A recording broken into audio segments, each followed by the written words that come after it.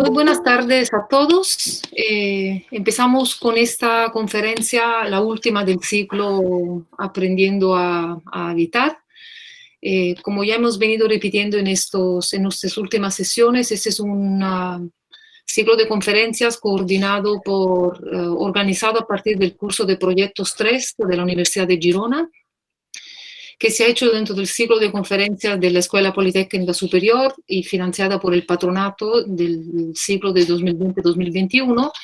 Y el curso lo coordinamos Alex Civils y yo misma, con la colaboración este año de Albert Noyer y Joaquín Perea. Las conferencias, para los que han podido seguir las 4, como han podido ver, han tratado temas muy diferentes. Hemos empezado la primera con el enfoque de Paco Sert sobre la Casa Mediterránea de Sert, planteando una mirada sobre algunos aspectos específicos y haciendo énfasis sobre el papel del patio, pero también de lo doméstico, ¿no? Y de la vida de las casas. La mirada a la casa mexicana con Claudia Rueda, que a partir de los casos de las casas de los Jardines del Pedregal ha hecho énfasis en el papel del paisaje, ¿no? Como lema y por lo tanto de la importancia del espacio exterior y del paisaje como elemento determinante para el proyecto de la casa. Hemos pasado en la última sesión con una mirada a la casa californiana, donde se explicaba la cuestión del programa y de los sistemas constructivos como elemento a destacar de todo este programa, que no deja de ser también abierto a una mirada contemporánea y polémica. De hecho, hubo un debate también que abrió campo a cabos sueltos, ¿no? para mirar hoy en día la validez de estas casas. Y hoy tenemos el placer de contar con Joan Maroto, que, no me has enviado un momento, que es, que nos explicará una conferencia sobre la Catoni Basal. Él es, no tengo aquí inmediatamente la biografía, pero un momento que la busco porque no la tengo aquí a la mano.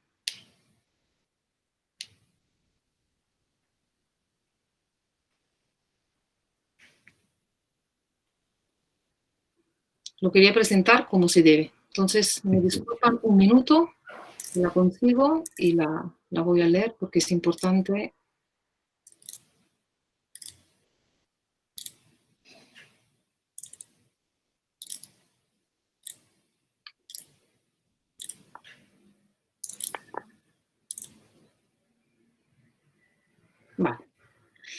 Vale, entonces, hoy tenemos el placer de tener con nosotros a Joan Maroto con la conferencia cuyo título es Vivienda para el habitante emancipado, la Catoni Basal, que es el resultado de su trabajo de tesis doctoral que presentará muy pronto, a principios del año que viene.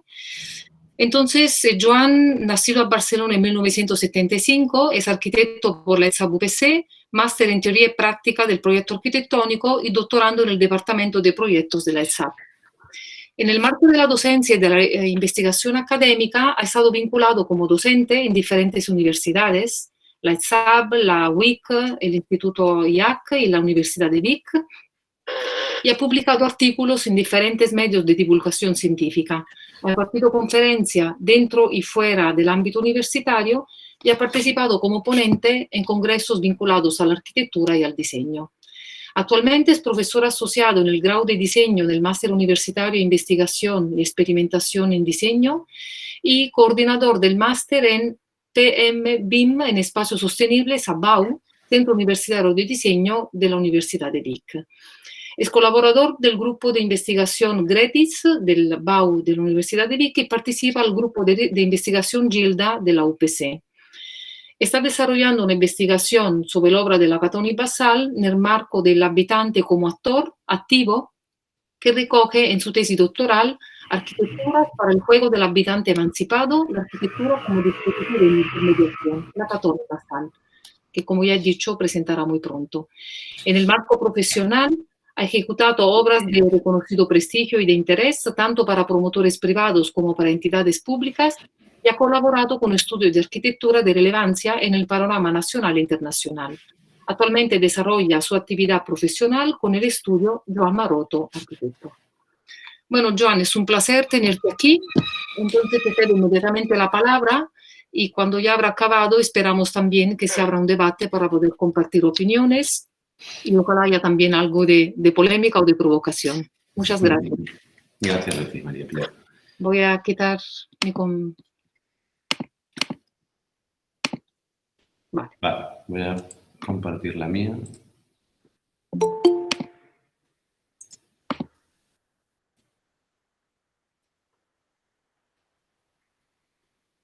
Vale, perfecto.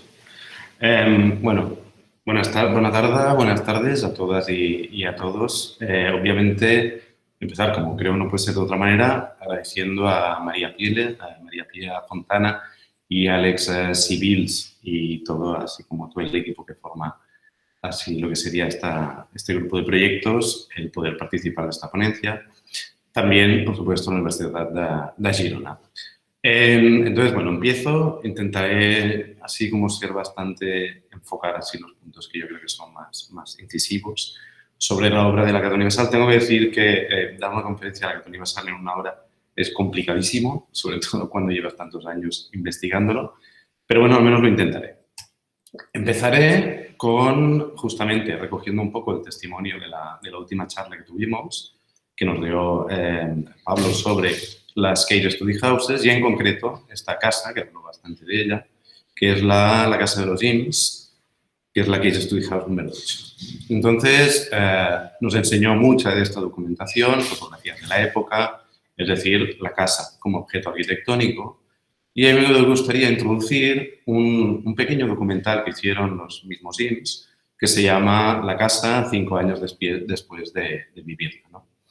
Y es un documental, es como un pequeño corto de 11 minutos que empieza, ¿no?, con la casa, estos son unos pocos fotogramas, y acaba con la puesta de sol, digamos.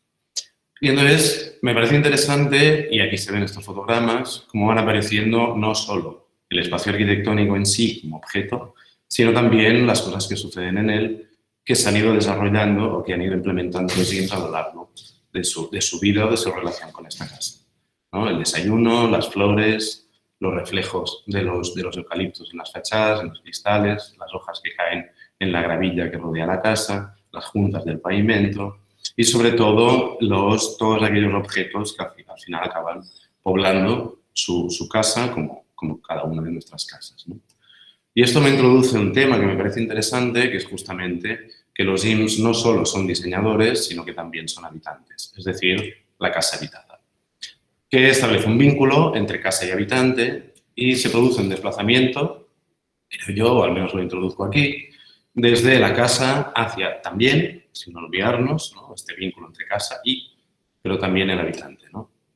Y esto enmarca lo que sería esta charla, que es justamente las arquitecturas para este habitante emancipado, que intentaré, como paulatinamente, ir explicando qué es esto del habitante emancipado.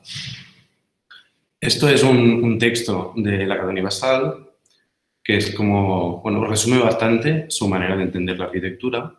El espacio habitado debe ser generoso, confortable, apropiable, económico, fluido, flexible, luminoso, evolutivo y lujoso, al tiempo que debe permitir los usos más simples: comer, trabajar, descansar, aislarse, acoger y recibir amigos, colgar la ropa, tocar música, hacer bricolaje, aparcar la bicicleta, el coche o mirar cómo crecen las orquídeas. Explicaré básicamente dos de sus casas. Esta es la Casa La Tapie, en Bordeaux, del año 93.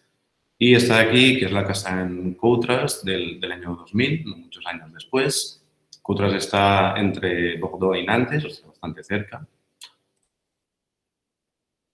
Estos son la Cata Universal, para quien no los conozca. Esta imagen es del año 93, en la Casa La Tapie, justamente.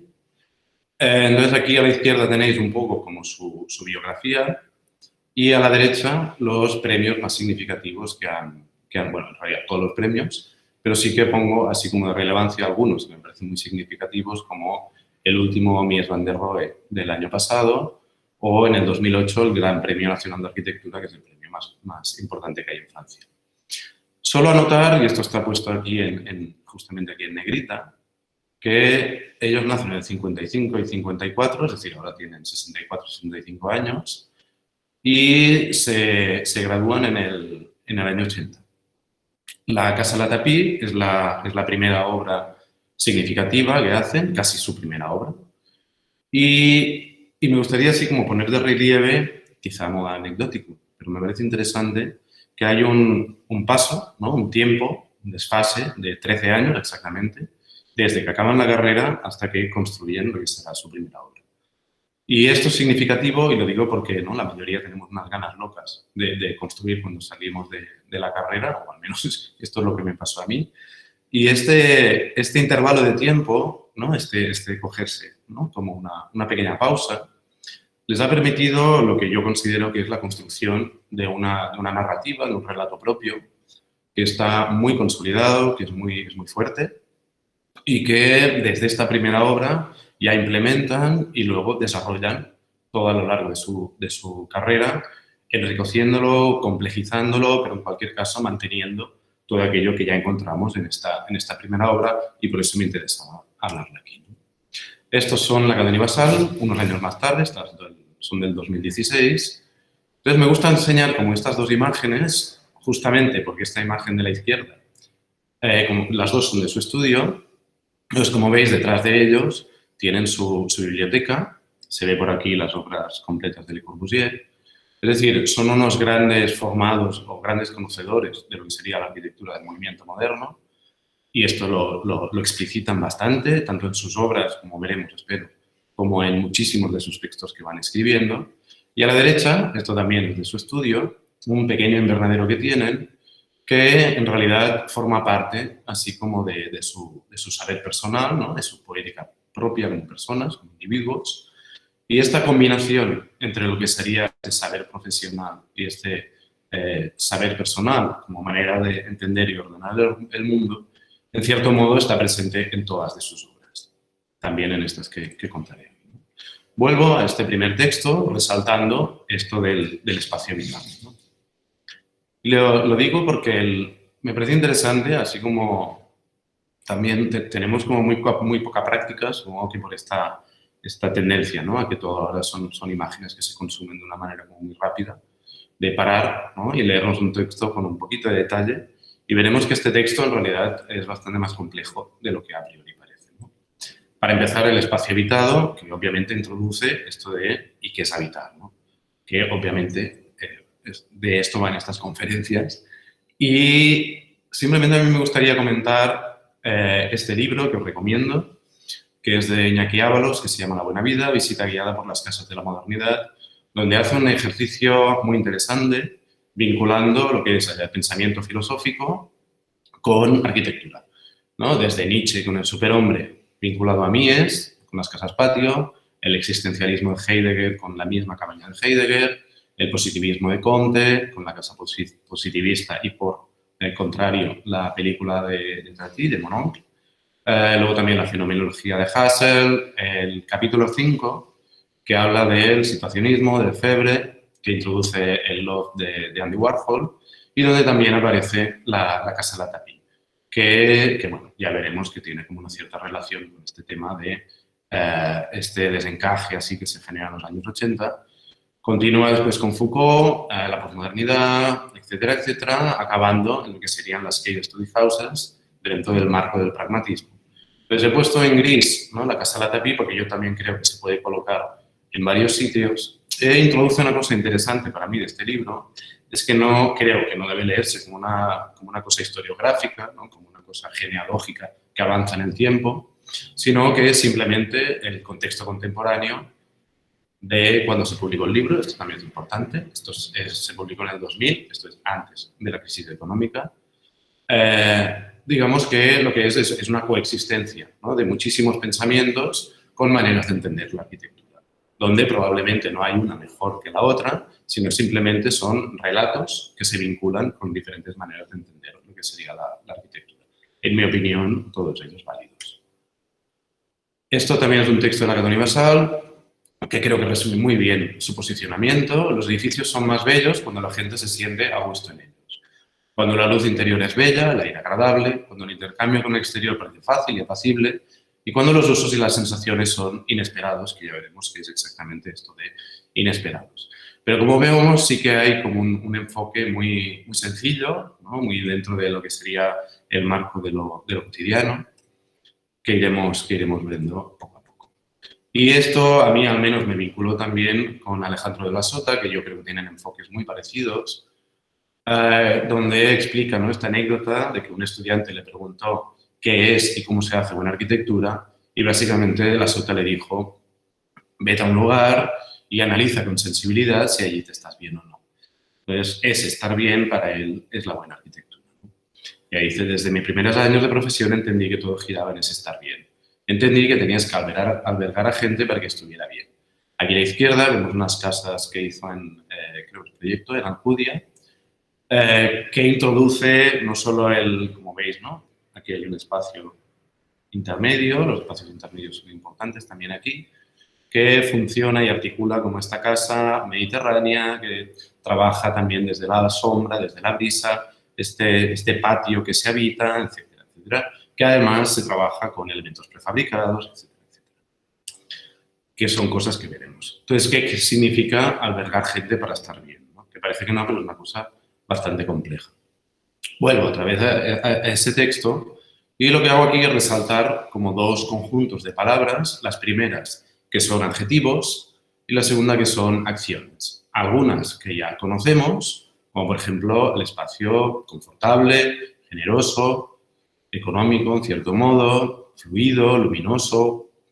Luego algunas acciones que sí que no son cotidianas: comer, trabajar no tanto, y esto la COVID lo ha puesto bastante de manifiesto, tenemos pisos pequeños, viviendas pequeñas al menos, descansar, aislarse, pero también colgar la ropa, tocar música, ¿por qué no hacer bricolaje?, aparcar la bicicleta o sencillamente mirar cómo crecen las orquídeas.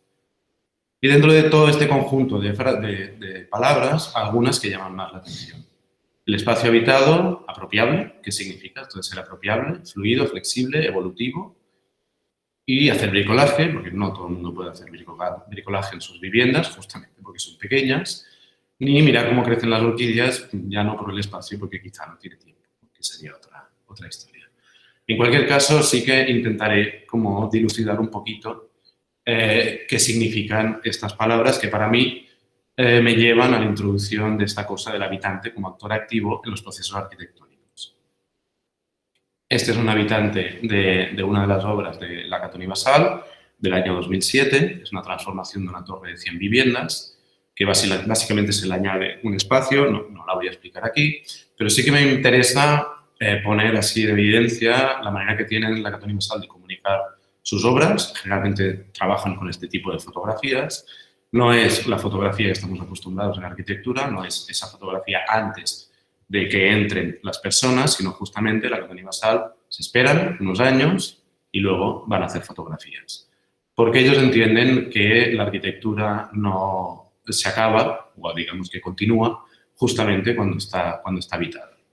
Y por eso aparece como este personaje, yo creo así bastante curioso, que mira, ¿no?, al cámara como diciendo: ¿y tú qué haces aquí?, ¿no?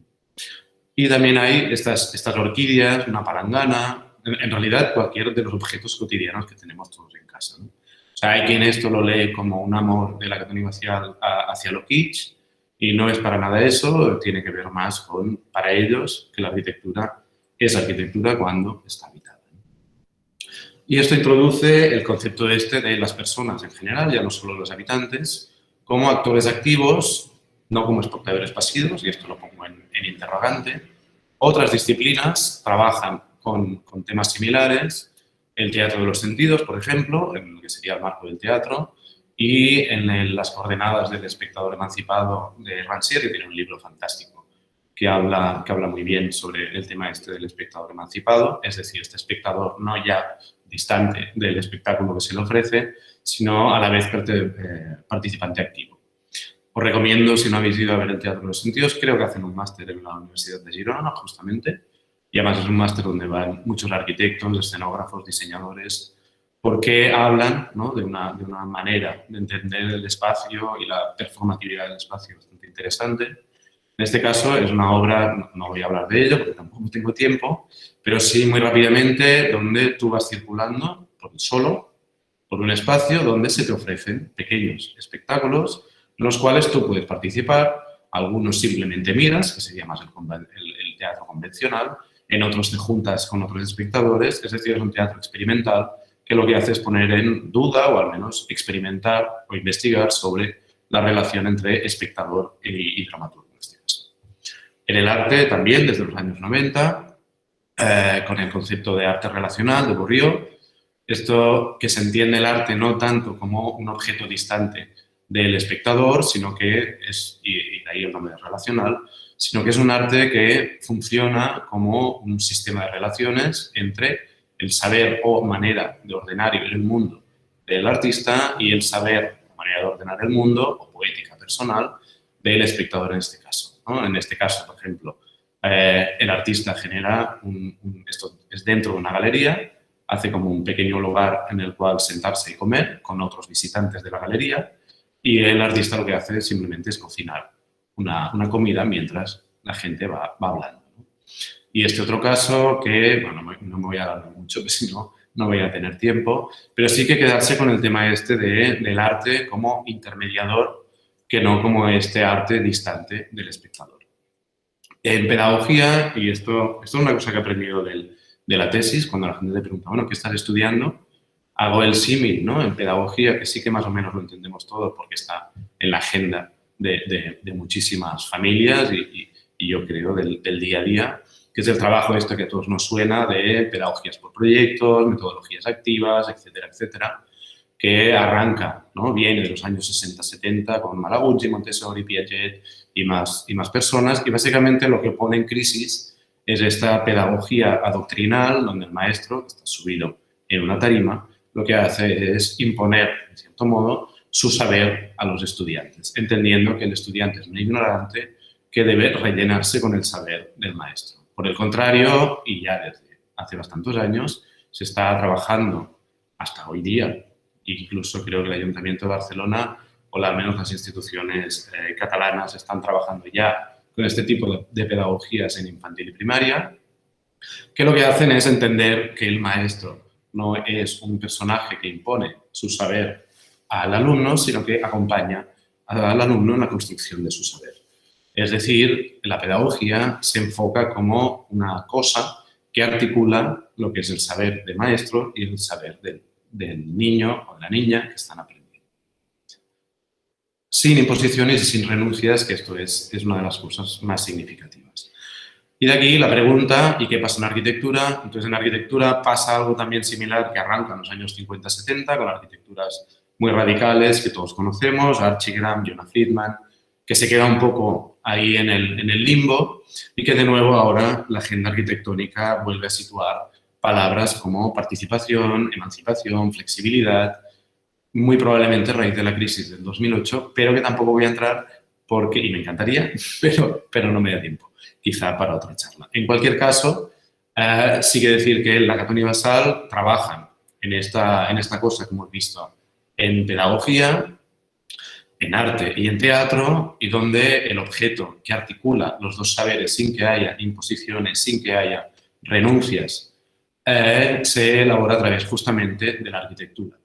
Y esto es una arquitectura relacional, podría decirse, performativa, en tanto yo dialogo con esta arquitectura como habitante y a la vez esta arquitectura me performa a mí, y es asimismo un dispositivo de intermediación, en tanto intermedia entre saberes.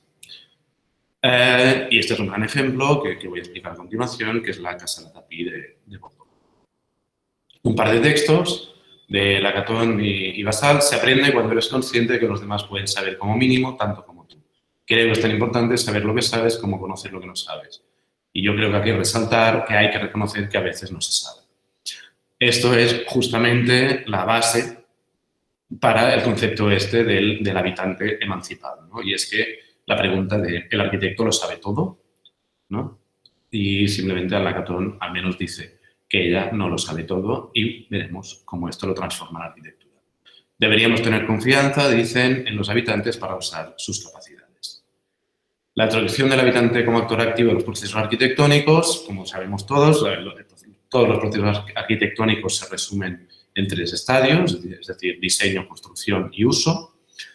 Lacan y Basal no trabajan con sistemas de codiseño o sistemas participativos, tampoco trabajan con sistemas de participación en la construcción de los habitantes, tampoco mediante flexibilidad, que esto más o menos lo conocemos todos, que son estos gadgets o elementos móviles que acaban poblando muchas arquitecturas, que parece, ¿no?, que serían, que introducen así como muchísima variabilidad de uso o no. Bueno, esto sería como una discusión.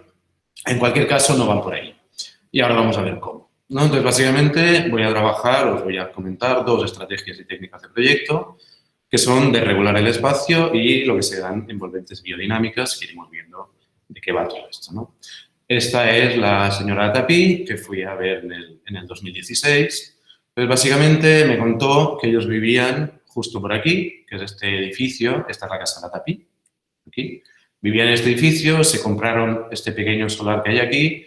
Esto es un poco el entorno así de esta casa. Como veis, es una urbanización, hay muchísimas urbanizaciones en Francia como las hay en España, con viviendas más o menos pequeñas, con jardines más o menos pequeños, o sea, un contexto bastante habitual, digamos, normal.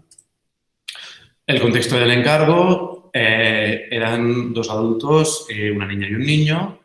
La idea inicial, que era comprar y construir una casa por catálogo. Esto es importante porque en Francia hasta los 250 metros cuadrados no es necesario que aparezca un arquitecto, es decir, se puede construir sin arquitectos. Y tenían muy poco dinero, que son 68.000, que vendrían a ser unos 100.000 euros actualmente.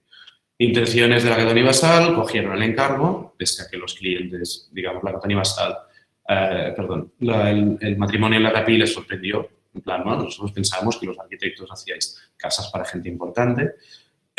Sin embargo, cogieron el encargo y lo que querían justamente era cambiar estos estándares domésticos, este concepto de casa por catálogo, con espacios realmente limitados y escasos, alrededor de 75 metros cuadrados por ese precio. Y sobre todo, y esto me parece muy interesante, poner a prueba nuestra capacidad para hacer frente a las limitaciones, de las que prácticamente no había ningún ejemplo interesante. Esto es investigar la disciplina, que será uno de los vectores clave de investigar por parte o proponer arquitecturas desde como trabajo del arquitecto, entendiendo que esto forma parte de su saber profesional, que esto, como no, viene justamente de la modernidad. Proponen esto. Es una casa que en realidad es muy sencilla, planta baja y piso, aquí vemos como la sección. Simplemente tiene un núcleo que articula el espacio. En la planta de arriba tengo que decir que a lo largo de los años, cuando los hijos se hicieron mayores, han acabado poniendo tabiques, entendiendo que también estos tabiques pueden desaparecer algún día, construcción en seco. Y lo que sí que es interesante y raro es que aparece como este elemento de aquí, que es como una suerte de invernadero pegado a la casa que vemos aquí, ¿no?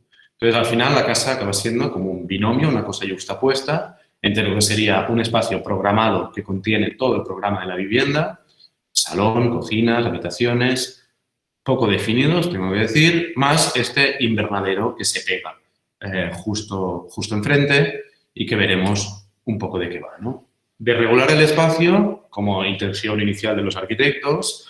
¿Qué espacio? Pues justamente aquel espacio normalizado, normativizado, digamos el espacio que ya es normal, nos guste o no, de excesivamente determinista, heredero de una modernidad, que es esta primera modernidad de principios del siglo XX, ¿no? Que solían estas viviendas del existence minimum, de la nueva objetividad, la conocidísima cocina de Frankfurt, o, por ejemplo, esto, que son dibujos que aparecen en un libro de Neufeld, Arte de proyectar en arquitectura, que, cosa no curiosa, es el libro más vendido de arquitectura. Creo que se han vendido 6 millones de copias. Se hace en el año 36. Estas imágenes son de la 16 edición en castellano. O sea, se ha traducido a todos los idiomas. Y como veis, no solo hay una como manera de entender la vivienda muy vinculado al espacio mínimo, a la casa-máquina, a esta dicotomía, ¿no?, entre forma y función, ¿no?, entendiendo que los espacios tienen usos preestablecidos, predeterminados.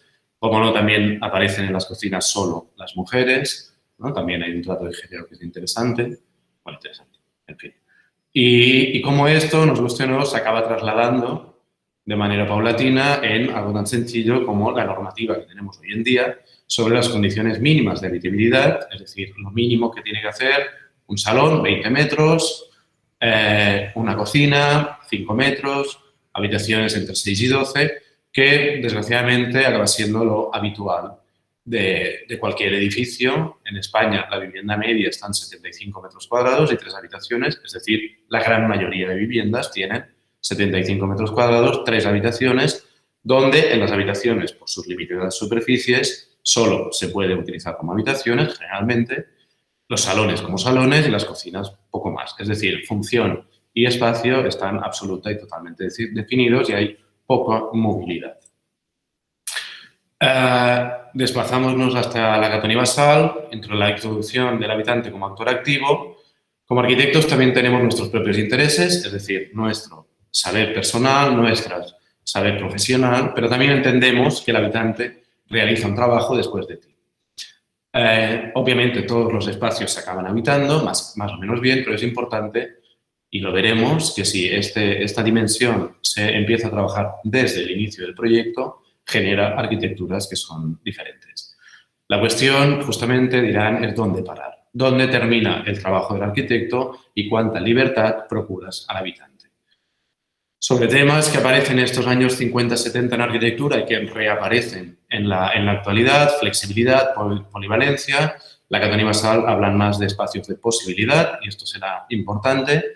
La Catoni Basal no ofrecen un espacio no diseñado para que lo acabe construyendo el habitante, como serían arquitecturas de Alejandro Aravena, por ejemplo, y entre otros.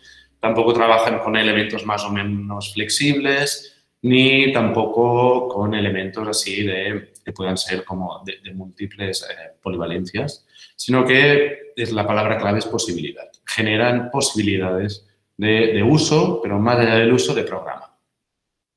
Entonces, en vez de definir un espacio banal sin atributos, esto es una referencia a la flexibilidad del Pompidou, que es una transposición del Fan Palace de Price. Lo que intentan ellos es crear situaciones, un abanico de ellas con diferentes profundidades, transparencias, relaciones con el exterior. Esto que son cosas que nos recuerdan a conferencias que hemos visto antes, como serían arquitecturas de SER o arquitecturas también de las Case Study Houses o de Barragán también, que es esta cosa, ¿no?, de una arquitectura sensible, una arquitectura áptica, una arquitectura con sombras, con rugosidades, entendiendo que la arquitectura genera situaciones y esto será una palabra bastante importante. Esta es un conjunto de imágenes, o lo que viene a ser lo mismo, un conjunto de situaciones de esta casa La Tapí. Esto es la fachada de la calle, totalmente cerrada, parcialmente abierta, totalmente abierta y diferentes situaciones que se dan tanto en el exterior como en este espacio invernadero raro como con el jardín de día o de noche. Para desregular el espacio, aquí a la derecha irán apareciendo como todas las técnicas de proyecto que yo detecto al menos. Para desplazar este espacio normalizado, básicamente desde el inicio intentan hacer más espacio. Es decir, plantean una vivienda que de esos 75 metros cuadrados iniciales pase a 122 calefactados, que sería esa primera mitad que veíamos que está cerrada, más 63 metros cuadrados de espacio no calefactado a doble altura, es decir, similar volumen, con un total de 185 metros cuadrados. Es decir, pasamos de 75 a 185. Construir doble, es decir, 2 veces para crear otras libertades y nuevos modos de vida. Construir doble para habitar plenamente, para aflojar las normativas y para permitir una explosión de los usos. Ya lo iremos viendo cómo hacen esta cosa, ¿no? Agrandar no quiere decir derrochar, es decir, no se trata de hacer espacios más grandes y de ahí la importancia de este invernadero como espacio no calefactado, sino volver a la idea de que hace falta buscar, inventar el lugar. Inventar es una palabra muy significativa, donde el rol del arquitecto justamente adquiere su importancia. Aquí vemos en el azul lo que sería el invernadero y acaba generando, es un espacio intermedio, ¿no?, en tanto intermedia o se pone como en medio de lo que sería la casa y el jardín, pero como veremos va un poquito más allá Y aquí, como vemos, ¿no? Tiene como estos 465 metros cúbicos. Las habitaciones dan a este espacio. Es un espacio que todos sabemos por el efecto invernadero, a la que da un poco de sol, incluso en invierno. Si se está a 3-4 grados en el interior sin calefactar, se está a 18-19 grados. Obviamente, si se va al sol, aquí te pelas de frío. Entonces, es interesante porque se pueden hacer cosas en este espacio, pero no se puede hacer cualquier cosa. Es decir, no se puede dormir, por ejemplo. O al menos en invierno. En verano, por supuesto que sí. Y entonces se produce, yo creo, una cosa bastante interesante. En la imagen superior es justo como la diseñan los arquitectos, que, como veis, introducen un poco de jardín dentro de este espacio, pero al cabo de muy poco tiempo los mismos habitantes le acaban poniendo un suelo y empiezan a sacar mobiliario que a priori le corresponde no a un espacio invernadero, sino a un interior, ¿no? Entonces, la Catania Basal justamente sacan este texto.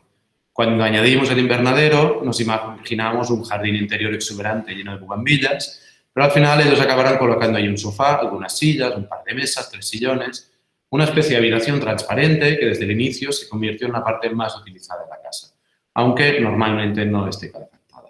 Es decir, se convierte en un dispositivo más arquitectónico que, más allá de ser un espacio intermedio, también es un dispositivo que combina un espacio programado con un espacio de determinación programática, que lo que hace justamente es desregular este espacio programado para generar nuevas formas de utilización del espacio, de creación como de estas situaciones que veíamos, es decir, de lo que sería habitar el espacio, en tanto dialogar con esta vivienda propuesta por los arquitectos, ¿no? Y rompiendo esta dicotomía justamente que veíamos antes de espacio vinculado a función. Es decir, un espacio sin programa que al final los habitantes acaban descubriendo. Y es importante porque, y por esto se acaba este texto, porque los arquitectos se piensan que en definitiva será un invernadero para ser utilizado más o menos en invierno, cuando hace frío, es decir, por eso le llaman jardín de invierno, pero acaban viendo que realmente es un lugar que acaba habitado casi 10 o 11 meses al año, excepto los meses más fríos, en Francia. Esto es importante porque el contexto es francés. Y entonces, este modelo lo leen, ¿no? Y esto es muy interesante. La Casa La Tapie la van a visitar cuando está habitada, van muchas veces, y empiezan a extrapolarlo a muchísimos programas, no solo de vivienda unifamiliar, sino de edificios de viviendas, este también, o a una universidad de arquitectura, o a un centro de arte, o a transformaciones de edificios de viviendas.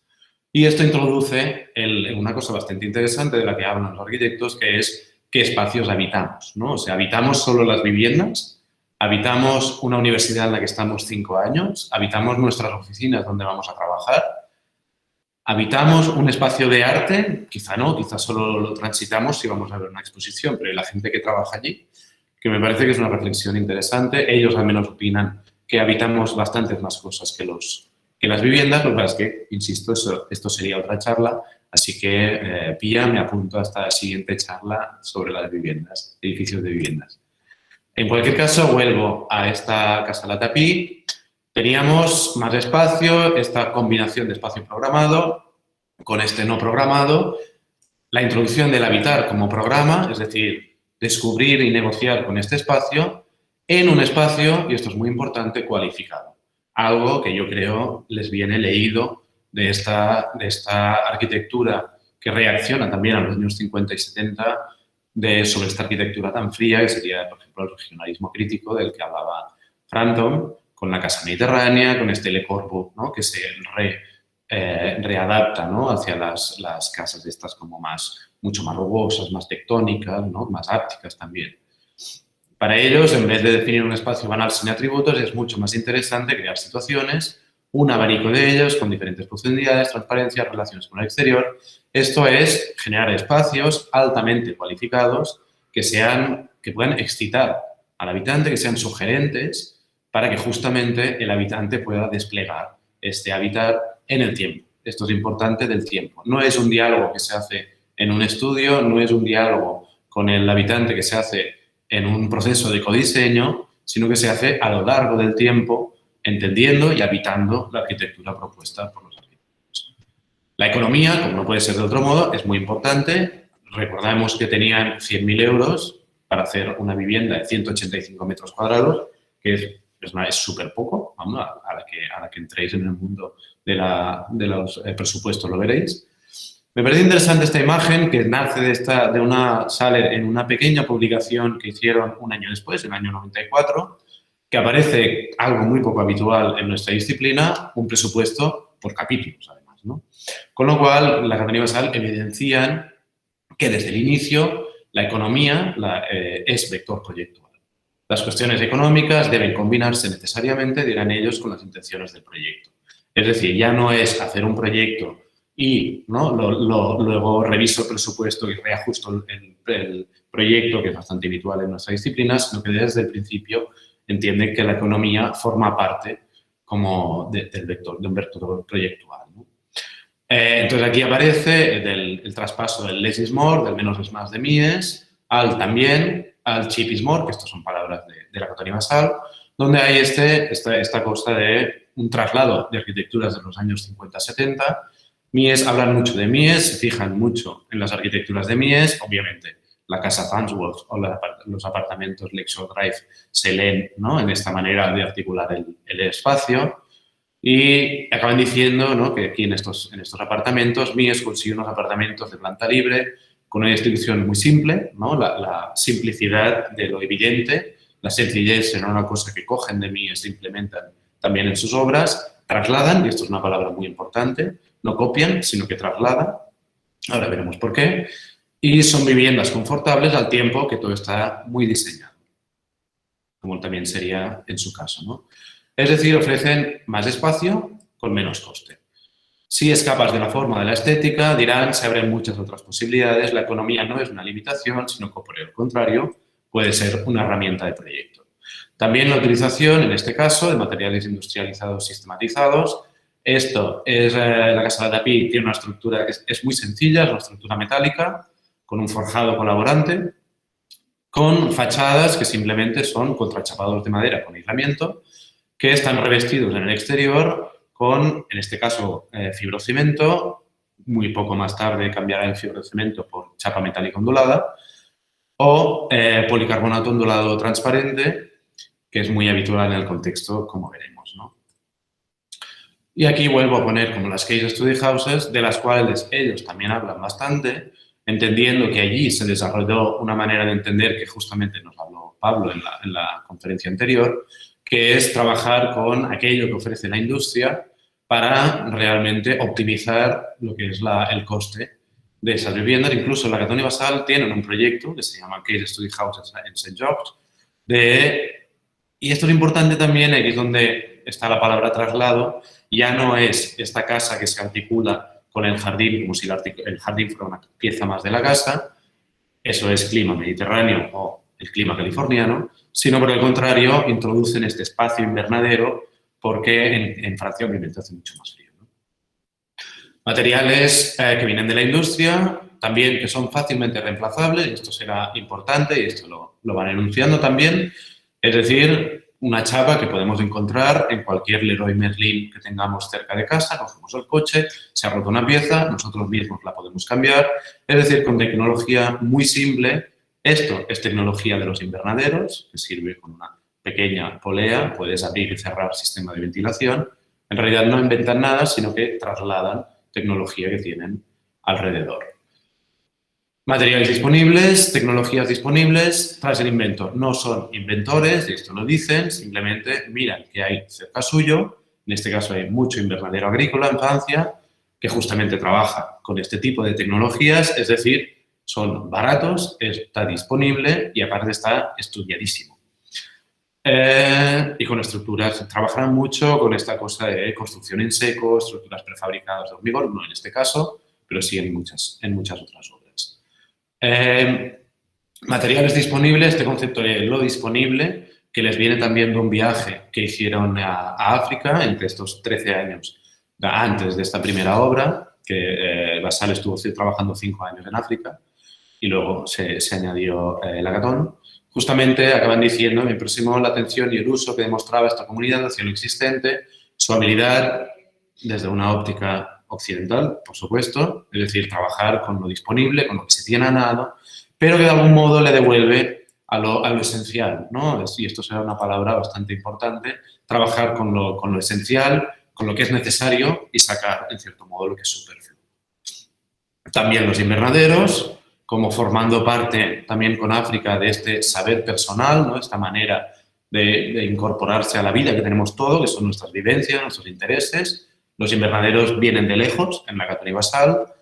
Esto es un texto de Basal que dice que lo que le acaba sorprendiendo mucho es cómo con una envolvente tan mínima puedes generar un espacio suficientemente cálido, simplemente utilizando el efecto invernadero, donde puedan vivir plantas exóticas, en este caso, es decir, necesiten una cierta temperatura, ¿no?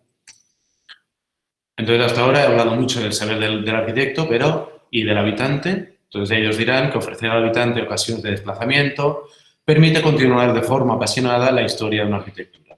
Y esto liga con lo que decía de que en realidad la arquitectura es una historia inconclusa que se inicia desde el arquitecto, pero se continúa al habitante y a los siguientes habitantes que pueda haber. Y esto introduce el concepto de habitar como placer, habitar como un juego, como dirá José Miguel de Castro en el 77, la ley libre de modelos, comparaciones y juicios, el miedo desaparece, los límites se rompen y se evoluciona, así se puede improvisar, crear y desarrollar la actividad más seria que existe, que es el juego. Es decir, la casa se dispone para el habitante como un juego, como un juguete, en el cual jugar con él mientras se va habitando. También el concepto de cuidar la casa, no solo mantenerla, sino este detalle de ir aprendiendo, ir dialogando y ir haciéndotela tuya, ¿no? Es decir, ir cuidándola, que de alguna manera nos trae también a los IMSS, donde en esta audiovisual que hablaba al principio, justamente Herreros dice que los IMSS, los cuidados permanentes que demandaba su casa Santa Mónica, eran la relación más intensa y emocionante que mantenían con la casa. Algo que entendían les acompañaría siempre, es decir, que construiría su saber, esto es, habitar. Entonces aquí tenemos como este traspaso de la Case Study con este patio, con estos patios, estos espacios alrededor, que la Catoni Basal introducen al contexto francés, como este espacio intermedio que también relaciona con el jardín, pero que además es un espacio donde se desarrollan muchísimos programas, es decir, bricolaje, en fin, lo que cada uno quiere hacer en este espacio. Yo creo que ya nos hubiera gustado a más de uno tener este espacio con el COVID. También un tema interesante de esta arquitectura que se cogen de Mies de los años 50 y tanta muchas otras arquitectura, que sabe entender el contexto cuando la energía era inagotable y era económica, la gasolina, ¿no? Y parecía que existiría siempre y ya se vio con la crisis del petróleo del 73 y sobre todo cómo ha ido evolucionando esto hasta hoy en día, que realmente es un tema importante, la energía. Y aquí vemos donde el jardín de invierno, este espacio de indeterminación, además, es un dispositivo que participa de manera muy activa en el intercambio energético entre lo que será la vivienda y el medio. E introduce, de manera breve, esta siguiente estrategia, que son estas envolventes biodinámicas. Que voy a hablar, como también brevemente, de esta casa de Cutras de unos años después. En el año 97 invitan a la Catoni Basal a hacer una exposición, que se hace un pequeño libro también, que se llama 36 modelos para una casa, que justamente invitan a 36 arquitectos a reflexionar sobre esa casa, ¿no? que acaba poblando muchísimas urbanizaciones de Francia, pero también de aquí, de bajo presupuesto, todos acaban haciendo viviendas de más o menos 100 metros cuadrados, la Catoni Basal con estos 185, y un coste sobre los 100.000 euros. Entonces les vienen el matrimonio Cutras, un matrimonio para hacer esta vivienda en lo que será este lugar que es Cutras. Entonces, la Catoni Basal les acompañan a escoger el solar donde construir la casa y acaban escogiendo un solar de 5.500 metros cuadrados, ya no estamos en esta urbanización, en una parcela agrícola parcialmente edificable, con un coste muy bajo, que serían más o menos estos 100.000 euros actuales, y una superficie que, como vemos aquí abajo, tendrá, ahora lo veremos con más detalle, 100 metros cuadrados de espacio climatizado, donde se desarrolla el programa estandarizado, y otros 140 metros cuadrados de espacio sin climatizar, que es este espacio intermedio yuxtapuesto de indeterminación programática. Es decir, todavía más espacio que la Casa Latapí.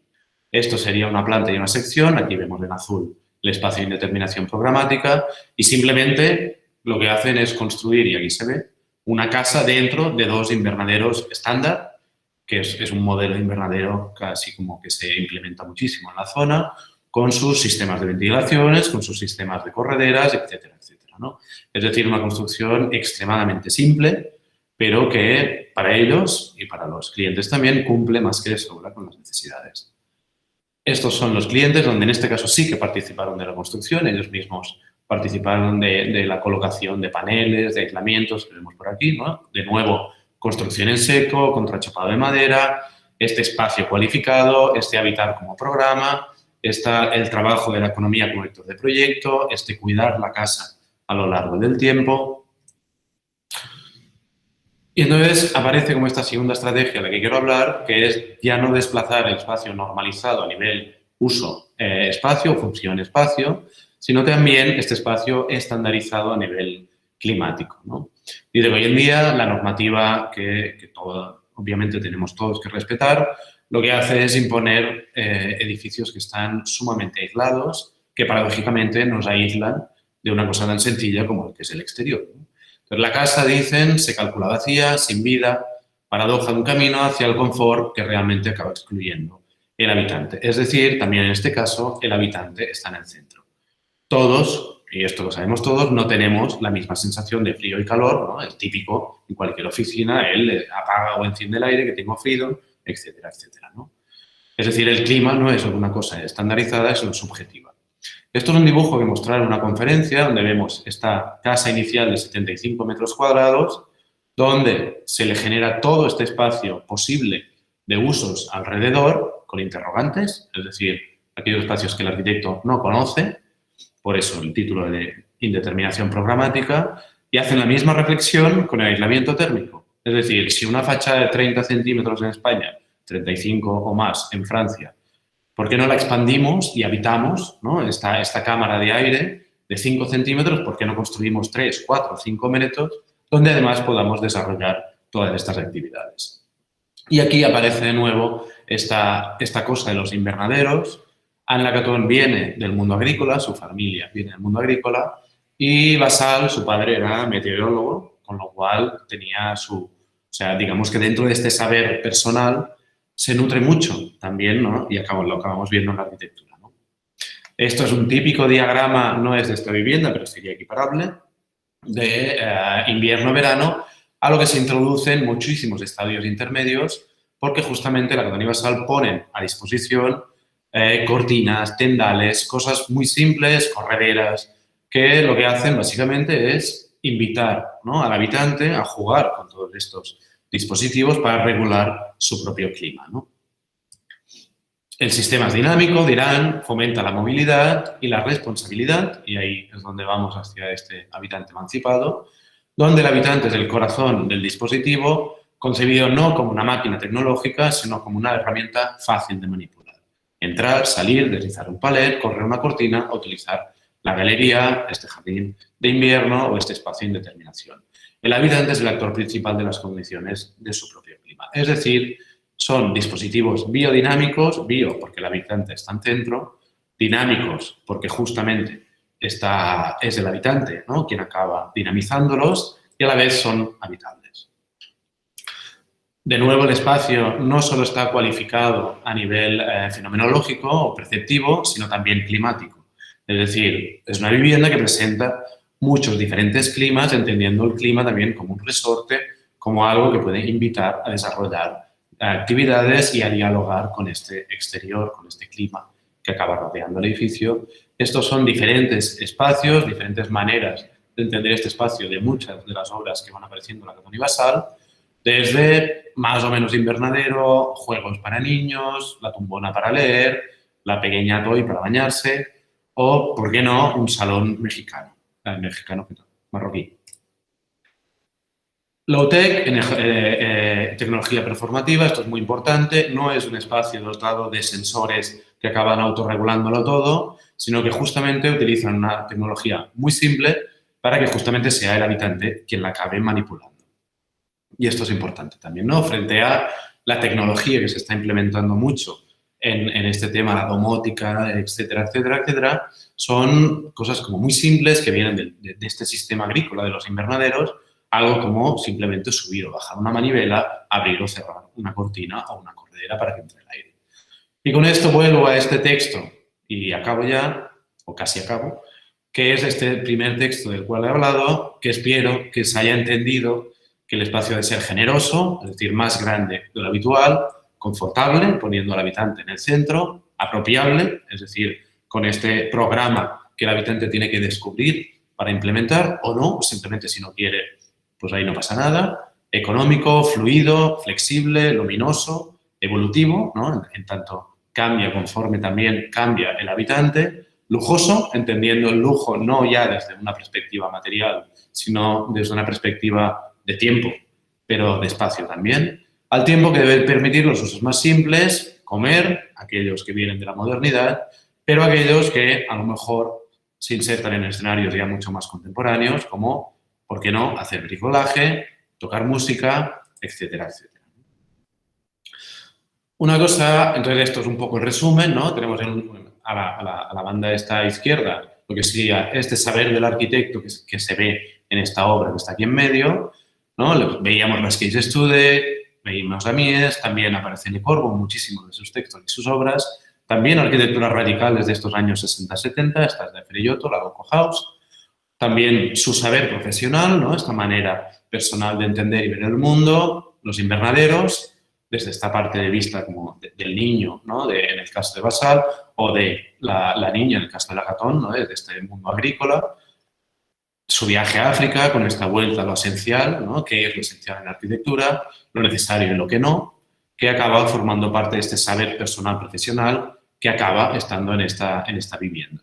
Pero a la vez también dejando lugar, dejando espacio para que el habitante descubra este espacio justamente en el tiempo a través de inventar programas, jugar con la casa, dialogando con el medio, dialogando también con el espacio, de manera que la arquitectura sí se lee como una cosa que está en medio, que resorte y que articula ambos saberes sin imposiciones. No hay ni la imposición del arquitecto sobre el habitante, ni del habitante, cliente podría ser, sobre el arquitecto, que sucede bastante, sino que realmente es una cosa, y esto tengo que decir que es una cosa muy poco habitual, y yo creo que la Academia Basal aquí marca una diferencia que es muy sustancial, porque es realmente muy complejo, en mi opinión, hacer esto. O sea, parece sencillo, pero para nada lo es. Y que permite, al menos en mi opinión, entender que la arquitectura deviene una herramienta de comunicación, de diálogo entre arquitecto y habitante, en tanto están emancipados. Una cosa que sí que me gustaría introducir es que no intento tanto polarizar o polemizar sobre si la arquitectura tiene que nacer o no del habitante, o por el contrario, tiene que nacer del arquitecto, como serían quizás así la concepción más clásica de la arquitectura, sino que, en definitiva, esta relación de agencias, ¿no?, de control o de poder entre arquitecto y habitante la podemos definir, está abierta.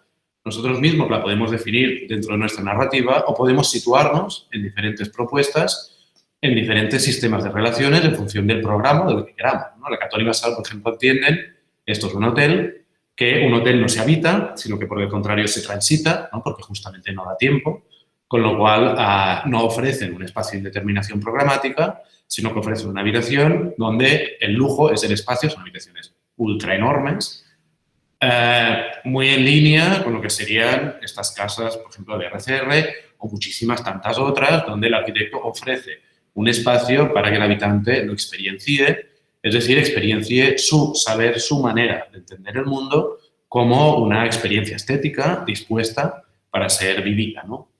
O por el contrario, idos más hacia el habitante, como sería el caso del edificio de La Borda, de la Pol Cooperativa de Arquitectos, que sí que nace de un proceso de codiseño, hay también participación en la construcción, introducen la flexibilidad y el cambio como herramientas de proyecto.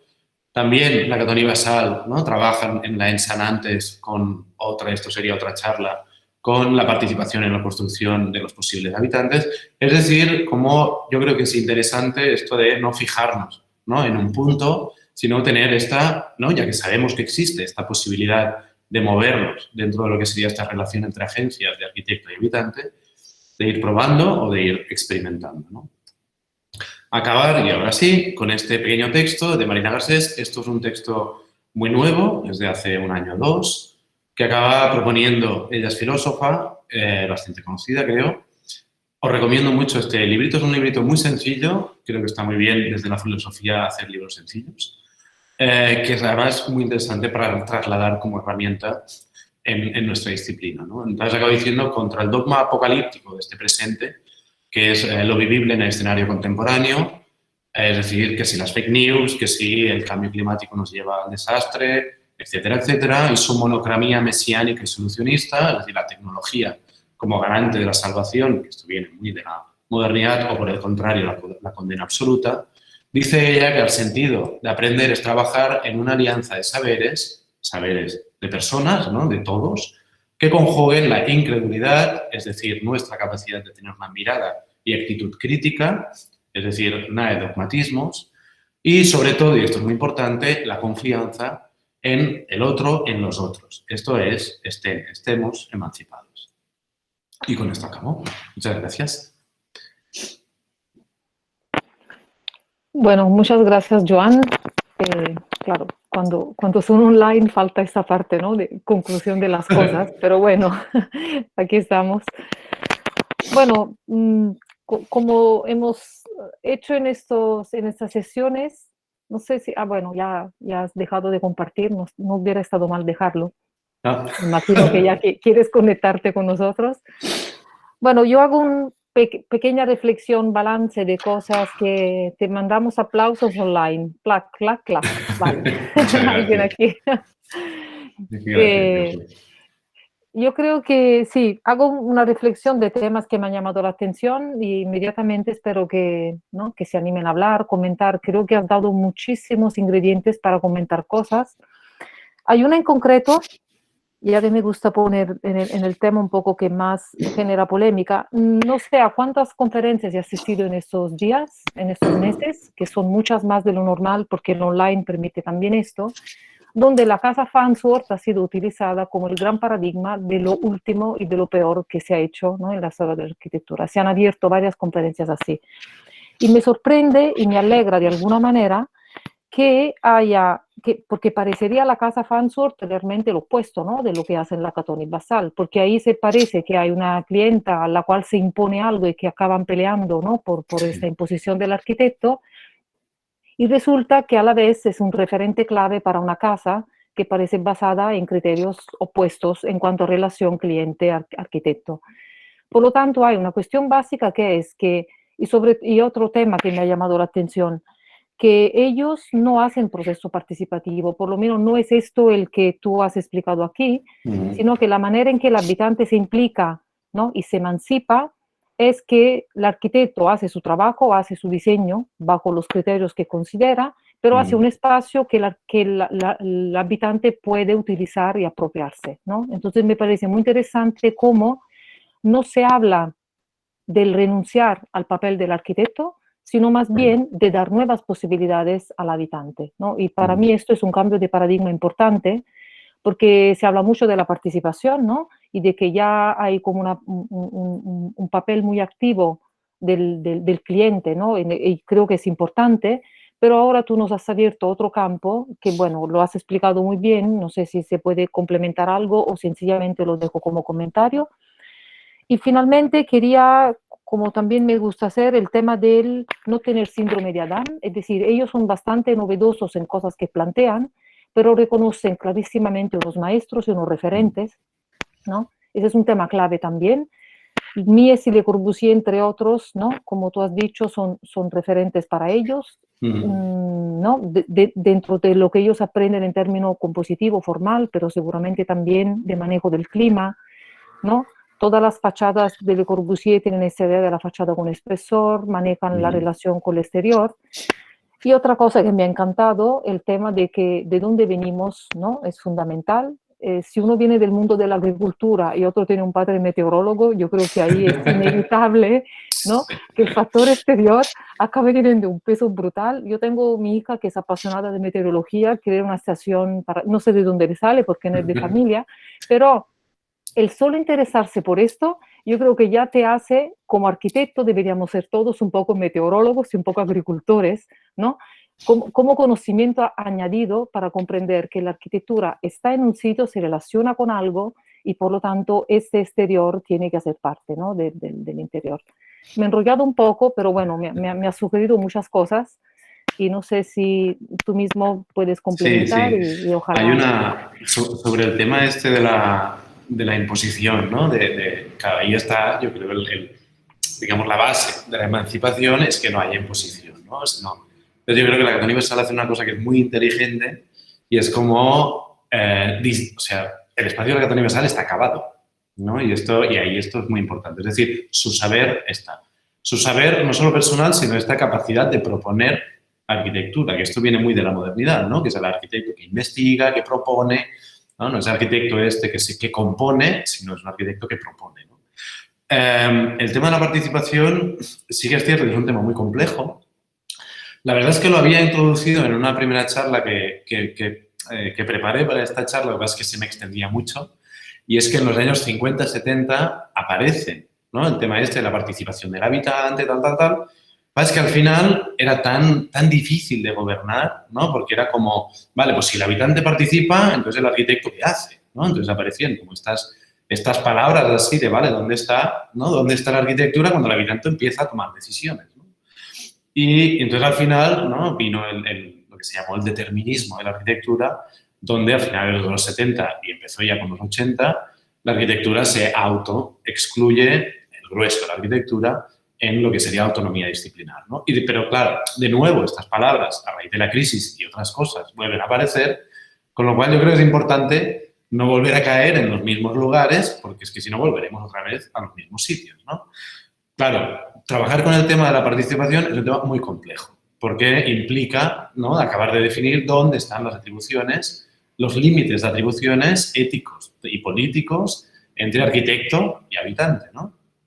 Y justamente yo una de las preguntas que me hacía alrededor de la participación, que me parece como bastante obvio, es, ¿no?, si realmente cuando te viene una persona y a través de un proceso de codiseño o en tu estudio, es decir, a través de un diálogo de horas, esa persona, digamos, está en condiciones de igualdad de dialogar contigo a nivel arquitectónico, probablemente no, ¿no? Entonces, o sí, ¿no? Entonces ahí se empieza como a complicar la cosa, ¿no? Y a mí una de las cosas que me interesa de la Carta Universal es que, en cierto modo, se van por la tangente, ¿no? Entonces proponen este espacio, como decir, mira, es que no hace falta llegar como a esta polarización, ¿no? Porque podemos estar todos, ¿no? Que creo que es una de las cosas más bonitas que hacen. Mira, aquí hay un comentario, una persona que pide palabra. Muchas veces, Jorge Escarano, los arquitectos no sabemos quiénes van a vivir en nuestros edificios, lo que hace imposible la participación. Y muy importante este tipo de perspectivas. Claro, es otra manera de que la gente se sienta libre, pero sin poder participar, porque la manera de gestionar el proyecto no lo permite. Y Juan del Tel, un placer verte, Juan. Qué bien que estás aquí. Bueno, lo siento, no me puedes ver porque no puedo activar la cámara. Estoy todo el rato intentando activarla y por lo que sea no puedo, ¿vale? Juan es profesor de Valencia, ¿no? De proyectos arquitectónicos. Vale, sí. Adelante. A ver, bueno, gracias, Joan, por tu charla, ¿vale? Que me ha interesado mucho. Entonces yo, si no te importa, te voy a aprovechar un poco, ¿vale? Porque Anne Lacaton estuvo en una conferencia hace 3 años, 4, se me va un poco a la fecha, ¿no?, en Valencia, y estuvo explicando, bueno, yo le hice una pregunta, ¿no?, porque hubo una cosa que me sorprendió. Entonces, claro, ella creo que salió un poco por la tangente cuando contestó. Entonces, yo creo que si te importa, te voy a intentar aprovechar, ¿vale? La pregunta que le hice fue la siguiente. O sea, ella volvió a explicar los mismos proyectos, un poco que tú has explicado, proyectos de hace muchos años o bastantes años, ¿no? Hizo alguna referencia, algún proyecto, pero más en curso, ¿no? O sea, más en proceso de pensamiento, ¿no? Y un poco reincidiendo en los mismos temas que, bueno, un poco se conocen de ellos y que te has explicado también hoy y tal, ¿no? Y yo lo que le pregunté fue una pregunta doble, ¿no? Primera, ¿por qué seguía enseñando fotos, ¿no?, de esos proyectos tan antiguos, ¿no? Que serán las fotos originales que en su momento se habían tomado en el momento de la inauguración de los edificios y que se habían publicado y que todos conocemos y demás, ¿no? O sea, si dentro de ese proceso suyo de pensamiento no sería más interesante que conforme van explicando sus proyectos, ¿no?, enseñaran fotos de la auténtica vivencia que están teniendo los espacios y su modificación, ¿no? Pero porque pertenece a su concepto, no porque creo que todo arquitecto haya que hacerlo, sino porque ellos lo defienden, ¿no? Entonces, le pregunté eso y, en segundo lugar, le pregunté que por qué, o sea, que cuál era ¿cómo lo diría? O sea, cuál era su experiencia, ¿no?, respecto a la durabilidad que están teniendo esos proyectos con esos materiales que trabajan, ¿no? Y cuál era la expectativa de esa durabilidad. Porque está claro, tú bien lo has contado, ¿no?, que uno puede romperse una placa de metacrilato de plancha perforada y te vas a la esquina y la compras, ¿no? Eso está claro, ¿no? Pero claro, no todo el mundo, ¿no?, de alguna manera puede llegar a entender que eso es razonable, ¿no? Entonces yo le pregunté simplemente que, bueno, que como cuando visitaba edificios antiguos, ¿no?, que cómo se estaban manteniendo, qué pasaba con las oxidaciones de las chapas, con las roturas de materiales frágiles y demás, ¿no? No me contestó muy bien a ninguna de las dos cosas, las esquivo un poco, ¿vale? Entonces, respecto a las fotos me dijo que eran las que disponía y que no tiene tiempo para ir a hacer fotos de tal, ¿no? Y respecto al otro, que los edificios que había visitado recientemente, pues que se mantenían bastante bien, aunque la gente estaba empezando a modificar. Entonces yo, como tú los has visitado, los has visto y tal, te lo pregunto, ¿vale? Tu opinión al respecto, ¿vale? Muchas gracias. Perdón por la extensión, ¿eh? No, me faltaría. Bueno, sobre esto último de la durabilidad, ¿no? Yo justamente cuando empecé la investigación, una de las cosas que me preocupaba era esta, ¿no? En plan, hostia, ¿esto será muy cutre o qué? ¿No? Te lo comentaba antes, María. Y fui, justamente una de mis visitas fue, hostia, es que voy a ir a estos sitios. Entonces, una cosa que me sorprendió justamente es entrar en la Casa de la Tapí y tenía el mismo policarbonato del año 93. O sea, que han pasado un montón de años. O sea, no estamos hablando de 5 años, ¿no?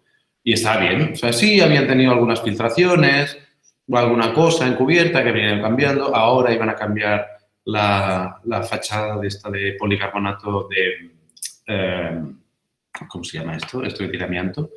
Por esto que tiene amianto, por una chapa metálica. Pero bueno, lo estaban pensando, tampoco tenían... Y realmente sí dura mucho, ¿no? Entonces, el tema está justamente, al menos ellos lo justifican, hay una cierta paradoja, ¿eh? O sea, porque sí que es verdad que hay como esta narrativa de, oye, pues si se rompe algo, pues te lo arreglas tú mismo, como entendiendo un poco esta cosa del por un lado, sí, está disponible y es muy económico, con lo cual, bueno, si se fastidia, allá tú, no tiene por qué durar una eternidad, pero la verdad es que sí que dura mucho, justamente porque ellos utilizan una tecnología, y ahí, por eso hacía énfasis en la cosa esta del no invento.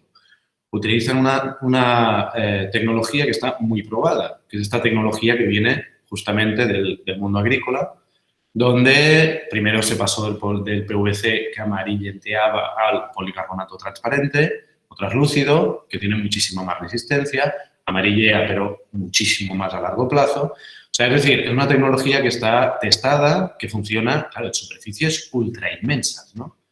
Y tengo que decir que, al menos mi experiencia visitando los edificios, hay muchísimo cuidado en los detalles, o sea, hay mucha arquitectura, por muy simple que parezca. No sé si te acordarás, esto no sé si María Pía puedes conservar o está grabado y lo puedes revisitar. Hay una imagen de la Casa de la Tapí que me parece muy interesante. Es una foto en blanco y negro que se aparece este onduline de la transparente con unos pequeños clavitos que lo están sujetando. Lo normal en un invernadero para sujetar esta chapa ondulada es colocarlo en la baja onda, ¿no? O sea, en la parte honda, porque es la que está en contacto con la superficie de soporte. La Catoni Basal no, colocan unos pequeños tornillitos para colocar el soporte justo encima. ¿Por qué? Porque saben que por mucho que se lleve una junta de goma, tal, al cabo de 10 años esa junta perderá. Entonces sí que hacen estas pequeñas intervenciones que entienden que no es un invernadero, que ahí no puede llover y que esto tiene que durar un montón de años. Y realmente yo le pregunté a la señora Tapia, ¿habéis tenido goteras? Me ha dicho, no, la verdad es que no. Desde el 93, que son 27 años. Y luego todos los edificios que he ido viendo, la verdad es que están bien acabados, están pensados, ¿no? Trabajan mucho desde la economía, o sea, desde lo disponible, desde la tecnología, pero está muy afinada, ¿no? Y justo esto se vincula con la primera pregunta que hacías de las fotos antiguas, donde si es posible, ¿no?, que ellos entiendan, ¿no?, que, bueno, nuestro relato es este, simplemente pues, lo voy explicando, en tanto lo voy implementando, ¿no? Lo que pasa es que sí que es verdad que en el año 2009 ellos mismos hicieron una exposición, hay un librito en la Ciudad de la Arquitectura, la Sociedad de Arquitectura de París, donde expusieron así como sus obras hasta el 2009, es decir, bastantes, y sí que había fotografías de todas las viviendas en diferentes momentos. Y esto era bastante interesante, ¿no? No solo en los primeros años, sino a lo largo de los años, como habían ido revisitando no solo la Tapiz, sino también Mulaus, Cutras, o sea, como otras casas. Y esto sale, ¿no? Y ellos mismos lo dicen, que son de los pocos arquitectos, no lo dicen ellos, pero sí que lo recogen en algún sitio, que son de los pocos arquitectos que han ido revisitando sus obras y han hablado incluso también, ¿no? Porque ellos entienden que hablar con los habitantes es importante porque les da información para... También decían de Mies que siempre hace lo mismo. Y todo investigador de Mies sabe que para nada siempre hace lo mismo, ¿no? Simplemente no se ve, o sea, pero está allí, ¿no? O sea, lo que hacen es afinar y afinar una vez y tras otra lo que sería todo este relato que construyen, ¿no? Por ejemplo, de Cutras a Mulaus, que es del 2000 al 2005, son 5 años, implementan unas cortinas térmicas, que son las cortinas plateadas, que luego sí que aparecen en muchas imágenes, que son las cortinas que se utilizan para embalaje o no sé qué. En la NASA, creo, también se usa, no sé qué, bueno, una cosa rarísima. Y simplemente las ponen dentro de lo que sería la cara interior de la fachada, vidriada, de manera que cuando hace mucho frío y te vas a dormir o te vas de casa, cierra la cortina porque, digamos, que abriga lo que sería la vivienda, ¿no? Es decir, sí que van introduciendo pequeños cambios y pequeñas tecnologías, pero es verdad que dentro de un contexto, y por eso insistía, ¿no?, en estos 13 años que necesitan como para empezar a trabajar, de perfeccionar, de mejorar, ¿no?, de ir puliendo toda esta cosa que proponen desde el principio. No sé si te he contestado. No, perfectamente. Y además, encima, bueno, me sorprende, ¿no?, que existieran esas fotos en la exposición 2009 y que me hicieran referencia a ellas. Pero bueno, ya. Esas cosas son un poco así. Que ya está. Nada, muchas gracias. Nada, a ti. Bueno, hay 2 personas que han levantado la mano. José María Torra, hola, qué bien que estés aquí. Y Albert Noya, no sé, cualquiera de los dos. Sí, José María, va, que... Hola, gràcies, bona nit. Bé, confesso que m'ha interessat molt l'explicació que has fet, Joan. No conec en profunditat l'obra de la Caton Basalt, però m'ha semblat, en certa manera, semblant o paral·lela a per exemple, el discurs que feia el Christopher Alexander amb el tema dels patterns. I he de confessar, per polemitzar una mica, però amigablement, que de la mateixa manera que, igual que passava amb el Christopher Alexander, me sembla més interessant la teoria que el resultat final. La idea de que l'edifici ha de ser barat, realment jo no l'acabo d'entendre. A mi em fa tot l'efecte que la construcció, els edificis, de fet, han de ser cars. Que no vol dir en absolut que no siguin a l'abast de la gent. Això és una altra història. La gent ha de poder assolir, tenir el seu propi habitatge, naturalment, però aquest habitatge no necessàriament ha de ser barat. De fet, penso que és impossible que sigui barat, amb els requeriments que s'exigeixen avui dia. I pel que fa a les obres en concret, que d'alguna manera m'ha semblat una mena d'extensió d'una idea que és històrica, que és els espais de transició que, de fet, podem trobar a les galeries de les cases de l'Eixample o en la tradició d'arquitectura gallega o en algunes cases també contemporànies, no sé, penso del Canginat, per exemple, la seva casa que va fer pels seus pares o espais similars. És a dir, tampoc li acabo de veure el plus de novetat que puguin aportar. Dic això per discrepar amigablement del discurs que has fet, que et felicito perquè m'ha semblat interessant i m'ha aportat un coneixement que no tenia. Moltes gràcies. Moltes gràcies a tu. Sí que és veritat el tema aquest de si les cases tenen que ser barates o no. Jo crec que més que barates, el que ells es treballen justament és amb aquest pressupost vaig a fer molt més del que es pugui, no? Sí que és veritat que la repercussió en metro quadrat és més econòmica. El que passa és que, clar, o sigui, aquí hi ha un treballar amb molts sabers i amb molts enginyers, hi ha molta recerca també per la seva part, per arribar, per exemple, a que l'estructura òptima és de 11 per 11 metres i no de 5 per 5, com és l'habitual en la construcció, perquè optimitza tot el que és els processos i sistemes constructius. I això és una estructura que després implementen a moltes obres.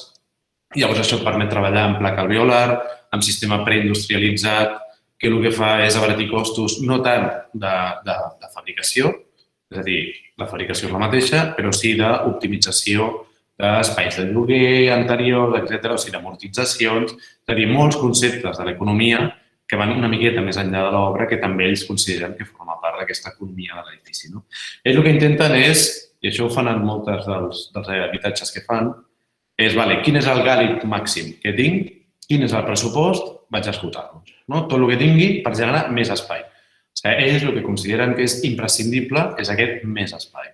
Clar, és que pensem que passen d'aquests 75 inicials habituals de mercat a 122, més l'espai aquest d'indeterminació que acaba sumant uns 185. I a la casa cutre encara és més. Clar, o sigui, és com per una parella o per un matrimoni que va als 75 metres, de sobte disposar de tants metres més, carai, fa pensar, no?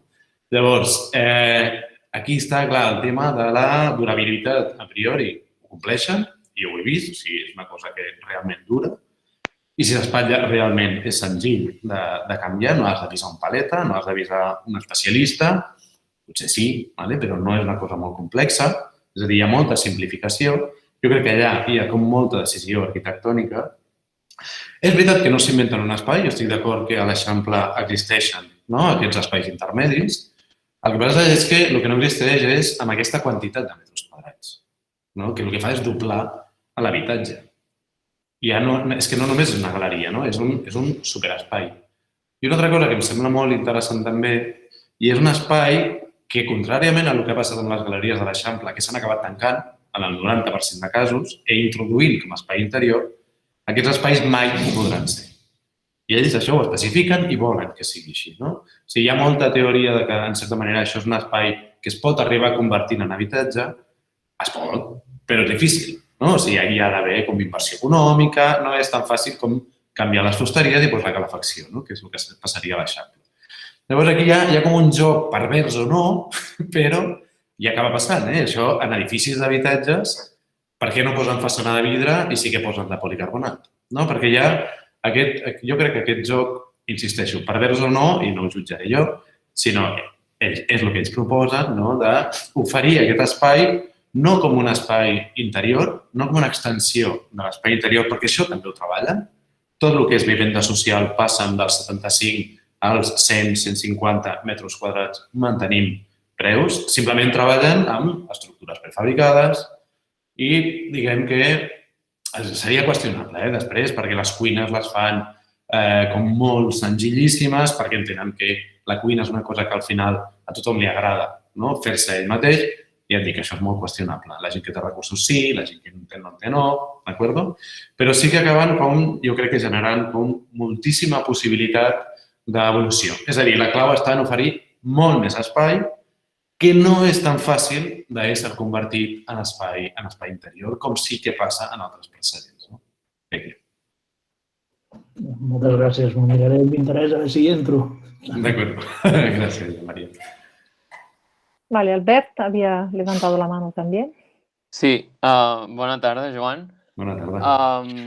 Bueno, jo, més que una pregunta, també és com una reflexió que te faig també cap a tu sobre els arquitectes, com m'expliquen o si ells mateixos són conscients, que entenc que segur que sí, però per un costat s'ha de dir que aquest tipus d'arquitectura té una estètica bastant peculiar, és a dir, no és potser una estètica molt del que nosaltres ens imaginem com a l'habitatge més quotidià, no? Per entendre'ns. O sigui, que és una estètica molt peculiar i també el fet de, com tu has dit, de que les coses van canviant i ells van afegint aquests gadgets que a partir del temps, doncs, veient com van funcionar les seves arquitectures anteriors, les van millorant. També el que hem comentat, no? Doncs, per exemple, del clima, que el clima de fa 60 anys tampoc és el mateix d'ara. Tot aquest tema d'aquest estil, que el que veig molt és que treballen molt amb aquest estil d'hivernacle, no? Perquè ens entenguem, com cada cop fa més calor, no? Llavors, com aquests espais... O sigui, m'entén el que vull dir, no? O sigui, França potser fa 60 anys era molt més fred que el que és ara.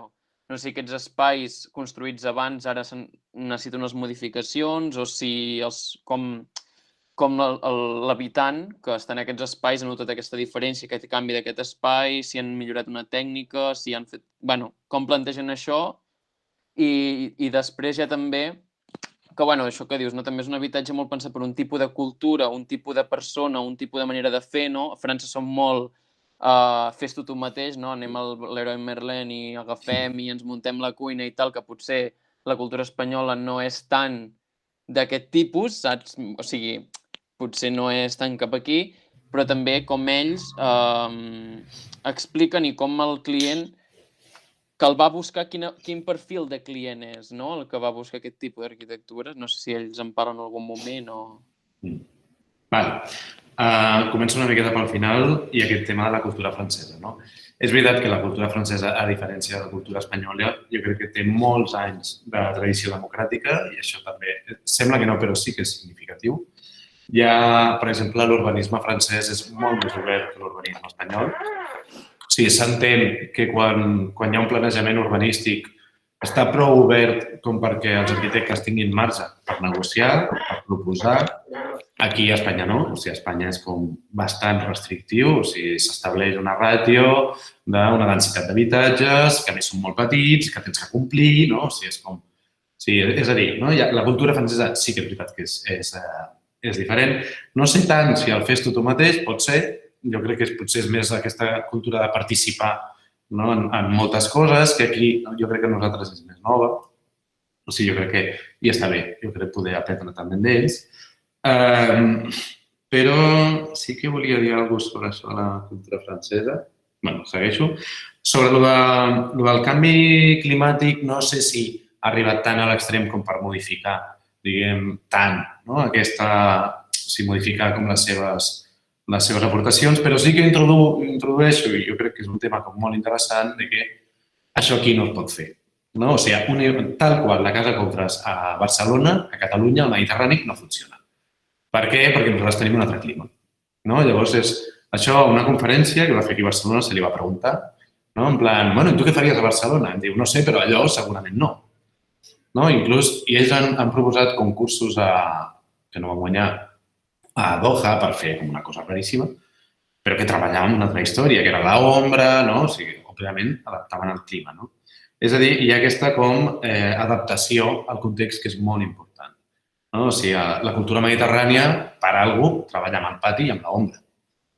I, a més, amb arquitectures com molt que intenten treballar molt també des de la inèrcia, per l'hivern, etc. És a dir, nosaltres tenim el pitjor i el millor, que és que tenim molt fred i molta calor.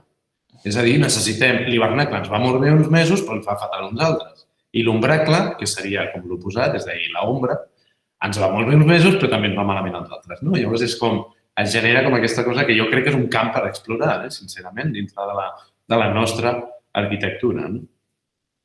I sobre aquesta estètica peculiar, la veritat és que sí que els hi han preguntat moltes vegades, sobretot Ábalos és una persona que els hi fot com molta canya i sempre els fa la mateixa pregunta. Tu ets conscient que estàs treballant amb una estètica i la veritat és que sempre surten parlant amb gent dient jo no li veig cap peculiaritat a aquesta estètica. Jo no sé si és crec que no és falsa modèstia, simplement és com que ells veuen que no, per què? I a més ells ho diuen, nosaltres som arquitectes moderns. O sigui, nosaltres venim de la modernitat i som arquitectes moderns. Però jo crec que tenen com una narrativa i una materialització, unes propostes que són molt més complexes del que a priori crec que ells inclús mateixos entenen. És la meva... Per això intentava, jo crec que no són arquitectes fàcils d'etiquetar, no? Se'ls ha dit arquitectes naïfs, també arquitectes així com de... No? El croquis portava aquesta horizonte postmediático, postmediàtica, no? És a dir, després d'aquesta arquitectura mediàtica venen la Catoni Bassal. No, la Catoni Bassal han estat d'allà sempre, no? O sigui, simplement és que el món ara es fixa en ell, no? Ells han fet el que ells creien que s'havia de fer i de sobte han començat a guanyar premis, han començat a guanyar notorietat, més perquè el món s'alinea amb ells que no perquè ells s'alineen amb el món, no? Cosa que també és interessant. Vale, merci. A tu. Paco. Yo te he levantado también, ¿eh? Sí, Paco y Alex. Alex, yo te cedo mi lugar. Sí, yo no. Oye, Joan, muchas gracias. Yo es que soy un fan total, con lo cual yo ya estoy entregado de antes. De hecho, yo recuerdo que a mí me marcó totalmente. Yo estaba a mitad de la carrera y de repente esta casa, ¿no? La del principio. Y la verdad es que lo petó en todos lados, o sea, fue como un boom, ¿no? Pero me da mucha pena porque fue como un boom y luego siempre piensas, bueno, esto es una cosa, un proyecto que ha marcado y tal, y son unos tíos que han ido haciendo cosas interesantes siempre, o sea, siempre han dado... No has hablado de la plaza de no hacer nada, que esto me parece una maravilla, maravillas, o sea, ahí ya estás jugando ya casi con los clásicos, ¿no? O sea, de repente parece un proyecto, pues no sé, de la Roma antigua, ¿no? Podría ser esta cosa de que paisaje intacto, ¿no? Pero, bueno, soy un entregado total, me ha parecido, hay tantas cosas que decir, tantas que es inabarcable, todo lo que tocan, lo tocan bien, pero hay una cosa que estoy seguro que tú, que sabes muchísimo sobre el tema, puedes a lo mejor decirnos por qué. Claramente son unos pioneros en el sentido de que el discurso de hoy en día, las soluciones que estamos buscando para hoy en día, ellos ya las estaban proponiendo desde muchísimos aspectos hace 20 años, 25, 30 años incluso. ¿Qué ha pasado para que ellos que nacieron en mitad del Star System, ¿os acordáis? Gehry, el croquis, todos leíamos y wow, y no sé qué. Ellos estaban por ahí ya entonces y se hicieron un huequecito. Hemos pasado del Star System de los 90 de los arquitectos al Star System del dinero y del poder económico, del gran cliente que se ha comido al arquitecto, ¿no? Yo creo que ¿dónde están los otros Lacaton y Bassal? ¿Dónde esa semilla se ha perdido? ¿Dónde agarrarse ahora mismo? En este momento hablábamos de SERT, hemos hablado pues de los mexicanos, hablamos de las case studies, ahora ellos son claramente, o hace 20 años eran claramente algo donde mirar y claramente parece que están ahí como una isla y cada proyecto que hacen es maravilloso. Este de sacarle, yo me acuerdo que estuve en una exposición en Bordeos y no conocía este proyecto, el proyecto les dijeron, no, esto, usted tiene este edificio abajo y lo construimos nuevo y cuesta tanto. Y los dicen, no, nada de tirarlo abajo, esto tiene un coste elevadísimo. Vamos a hacer una manera de agrandar el edificio y sin que ustedes tengan que irse de casa.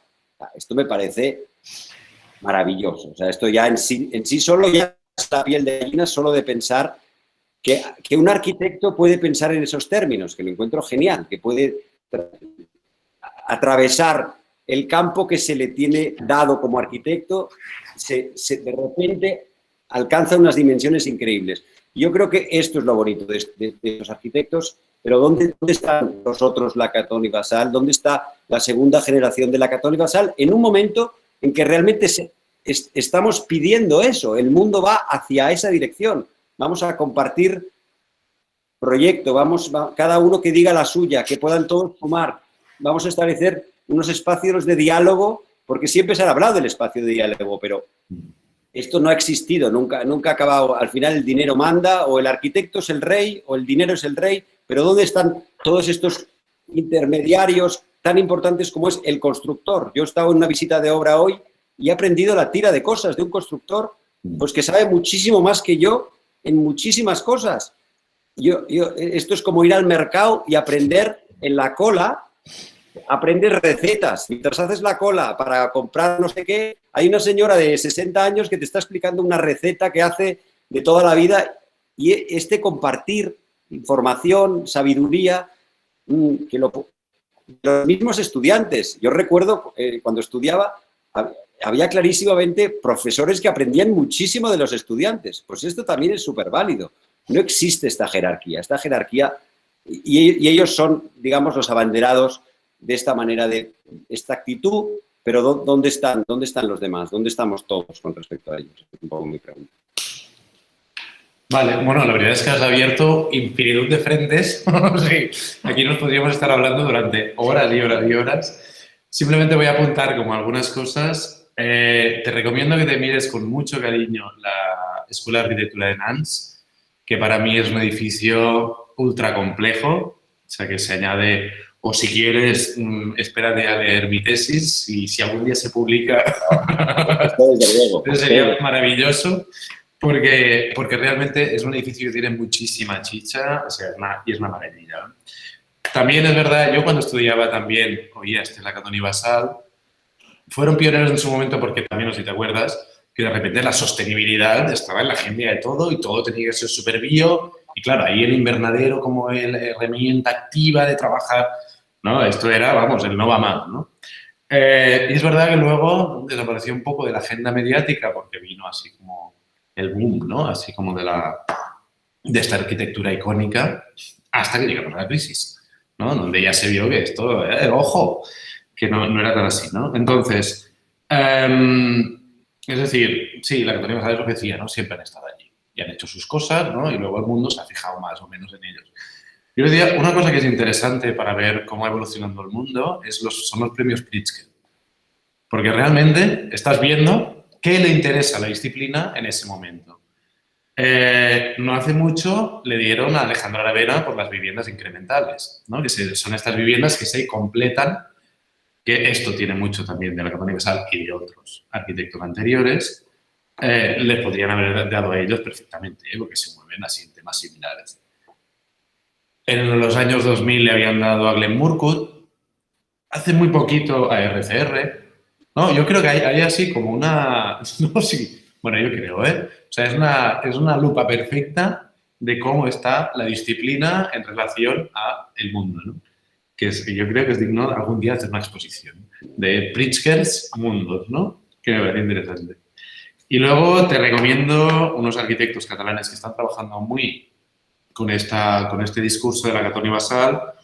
En mi opinión, más o menos bien, o sea, lo podríamos discutir mucho, que son los AK Arquitectas, que es un equipo joven, hecho en universidades de aquí de Cataluña, que cogen muchas cosas de la Catón y Basal, las implementan, les dan la vuelta, a veces más o menos tecnificadas, pero sí que trabajan mucho como en cosas que son... O sea, en realidad hay muchos seguidores de la Catón y Basal. La Catón y Basal son arquitectos que están súper copiados. O sea, yo esta casa La Tapí la he visto exactamente igual en otro sitio, hecha por otros arquitectos, y encima con interiores súper pijos.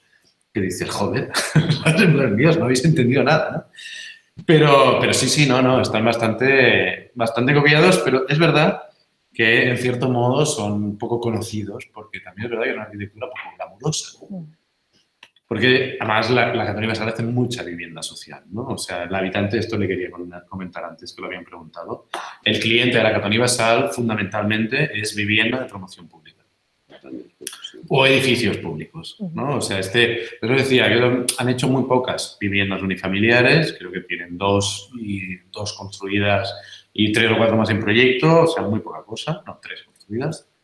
Pero bueno. Pero cuando hablan de la estética, perdona que te interrumpa, que ahora ha habido unos, la estética peculiar. Yo tuve la suerte, y lo comparto porque la verdad es que soy un afortunado, de repente poder dormir una noche, me invitaron a cenar y a dormir en la casa de Capferret. Y probablemente... Esa me lo he olvidado. Esa sea la casa, yo no sé, es una casa impresionante. O sea, es que es como para mí es como la Ville Savoie pues de principio, de finales de siglo, por decirlo de alguna manera. Realmente es una caja metálica, bueno, no es metálica, con los suelos de hormigón, pero como con una estructura metálica, atravesada por árboles y con una cubierta también, y jugando con este juego pues de los plásticos estos, translúcidos, no sé qué, o transparentes, no sé qué. Lo más bonito fue levantarme mañana porque, claro, cosas tan tontas como estas. Se cayó, empezaron a caer piñas encima del tejado. ¿Qué es eso? O sea, eso fue que aunque para otro pueda decir, ¡qué horror! El arquitecto no ha pensado que de repente con un poco de viento las piñas se caen y eso es una caja de resonancia. Pues fue el momento de decir, es como aquel proyecto de aquel arquitecto que hacía la cubierta con agua y decía, pues por lo menos cuando tenga goteras me voy a enterar rápido si tengo algún tipo de goteras. Pues esto es un poco lo mismo, ¿no? Pero estos momentos realmente son que parecen errores o parecen pues que hay cosas que no funcionan, pues acaban siendo cosas impresionantes. Pregunté, ¿pero esto os pasa todas las mañanas? Me dijo, no, esto puede pasarte algún día, ¿no? Pero te das cuenta, adquieres conciencia de lo diferente, cuando las cosas se hacen diferente, ¿qué otras cosas pueden pasar? Que yo creo que es bastante interesante todo, en un detalle absurdo como es este, ¿eh? Les interrumpo porque nos acercamos peligrosamente a las 9. Yo creo que hay Alex y Marcos también. Perdona, a lo Alex, mejor. sí. No, es que evidentemente yo creo que eso es lo más bonito, ¿no? Que se da espacio al debate. Sencillamente para que podamos ¿no? comentar otras cosas y... No, mira, si amb el que en Paco li ha agradat la catona. No, és que em va perfecte perquè deixa'm fer David o la Roma, ¿vale? María Pía, voy otra vez de abuelo, ¿vale? Pero, claro, yo cuando hablamos con Paco el otro día, le dije que creo que además fue el Papa Francisco, dice, la verdad, la revolución no estará en volver al inicio. Me acuerdo, lo oí en una vanguardia, no sé dónde estava, una frase. I, clar, jo tots els espais que he vist així és que m'han recordat molt doncs, a la casa que hem vist d'Encer o que hem vist de Constantinidis, aquest tipus d'espai indefinit, de transició interior-exterior.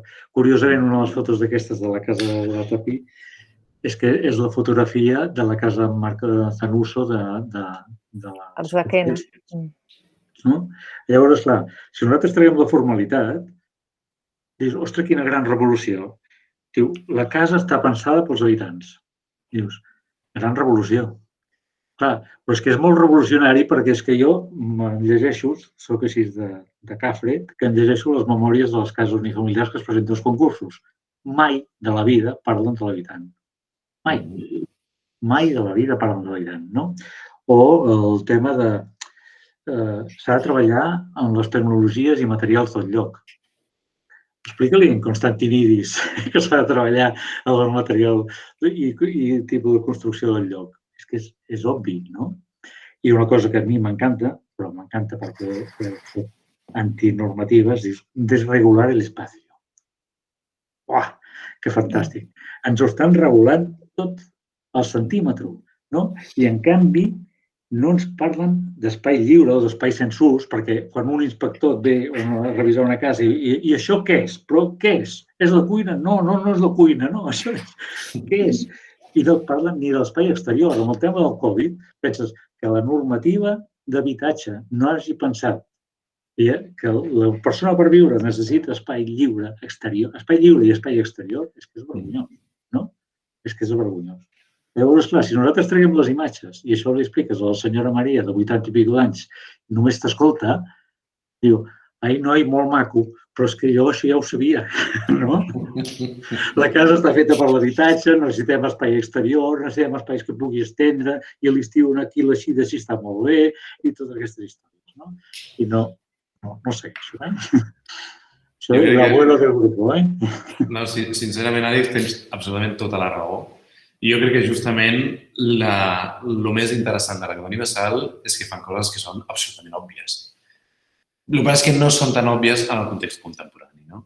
que és on s'ha mogut l'arquitectura recentment i aquí és on hi ha una miqueta el problema. O sigui, com pot ser que haguem perdut de vista que aquestes coses tan evidents, el que deia al principi, com estar bé a casa teva, com tenir una mica d'espai lliure, com poder posar unes plantes, què ha passat? Què ha passat que realment això, de sobte, hi ha algú que fa una tesis que diu que això és l'hòstia, però en realitat això ha estat sempre, ha estat sempre, però ja no ho està. Jo crec que aquesta també és una reflexió interessant i per què no ho està.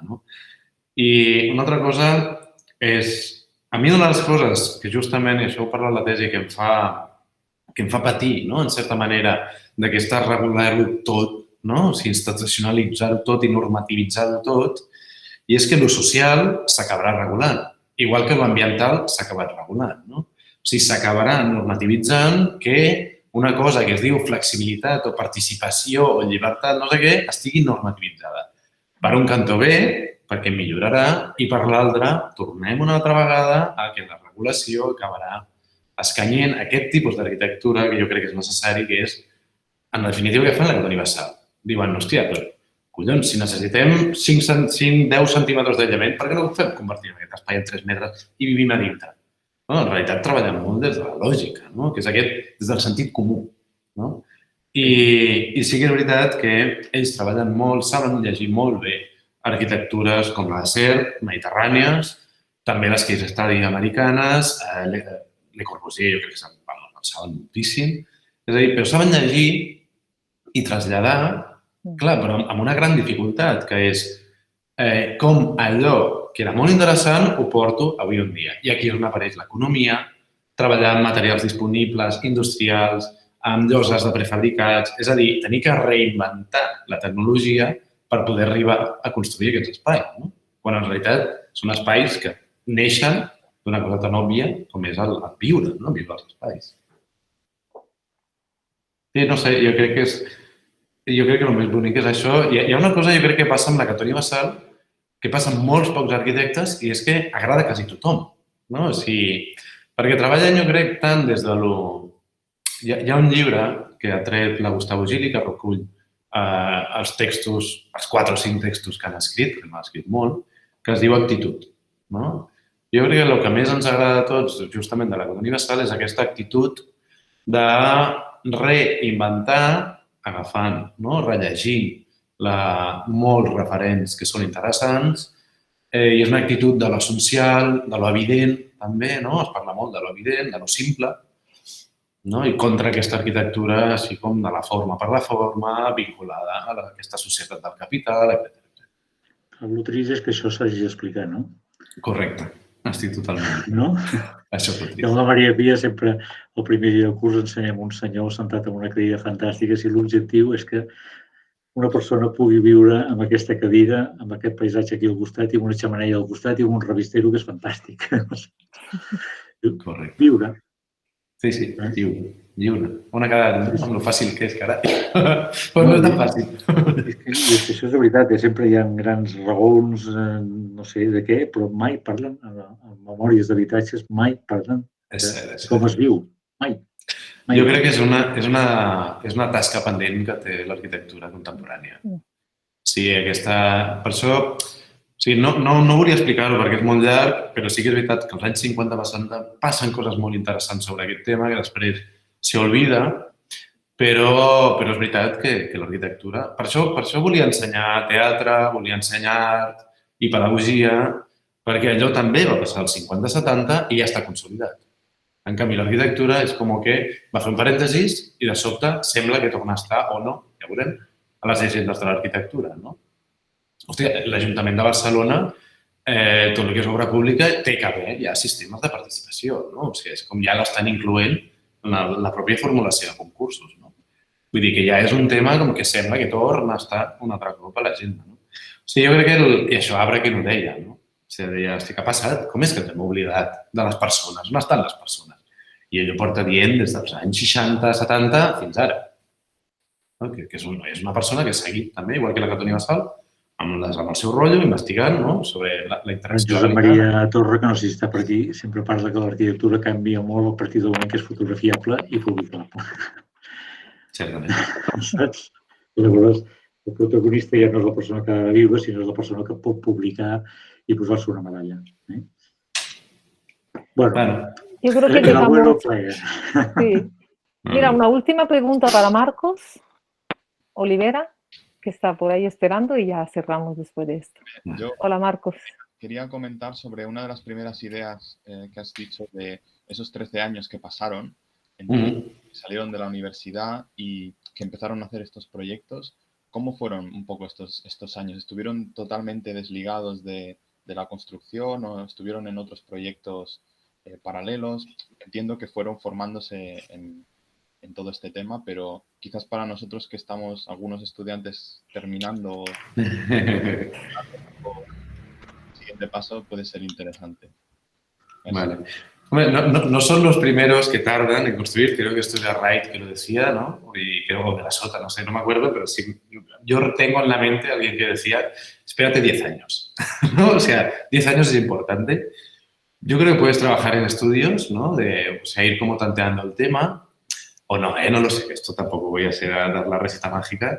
En cualquier caso, Anna Gatón se va al centro de Arquerrep, es un centro de arte y arquitectura, un centro expositivo, y ahí está gestionando como durante bastantes años exposiciones, eventos, publicaciones. Yo creo que por eso esta publicación del año 94, justo después, un año de hacer ella su casa, o sea, están como muy metidos también en este tema. Y luego Basal está como 5 o 6 años en África, justamente, que se va a hacer el servicio sustitutorio de la mili y va a hacer de urbanista. Entonces allí, bueno, creo la tarea que tienen que hacer es como de que también se podría poner mucho en crisis este colonialismo occidental, en fin, no vamos a entrar en ello, pero sí que, ¿no? O sea, se va como allí, entonces digamos que ayudan a las poblaciones a organizarse a nivel de recursos hídricos, saneamiento, historia de orquestas. Y entonces allí él empieza a ver como muchísimas cosas que les interesan. Sí que hacen cosas, hacen así como cosas muy menores. Trabajan también unos años con un arquitecto poco conocido aquí y bastante en Francia, que se llama Jacques Vandelat, que aprenden muchísimo de él también. O sea, también hay como esta cosa del desarrollo profesional, hacen algunos concursos que no ganan.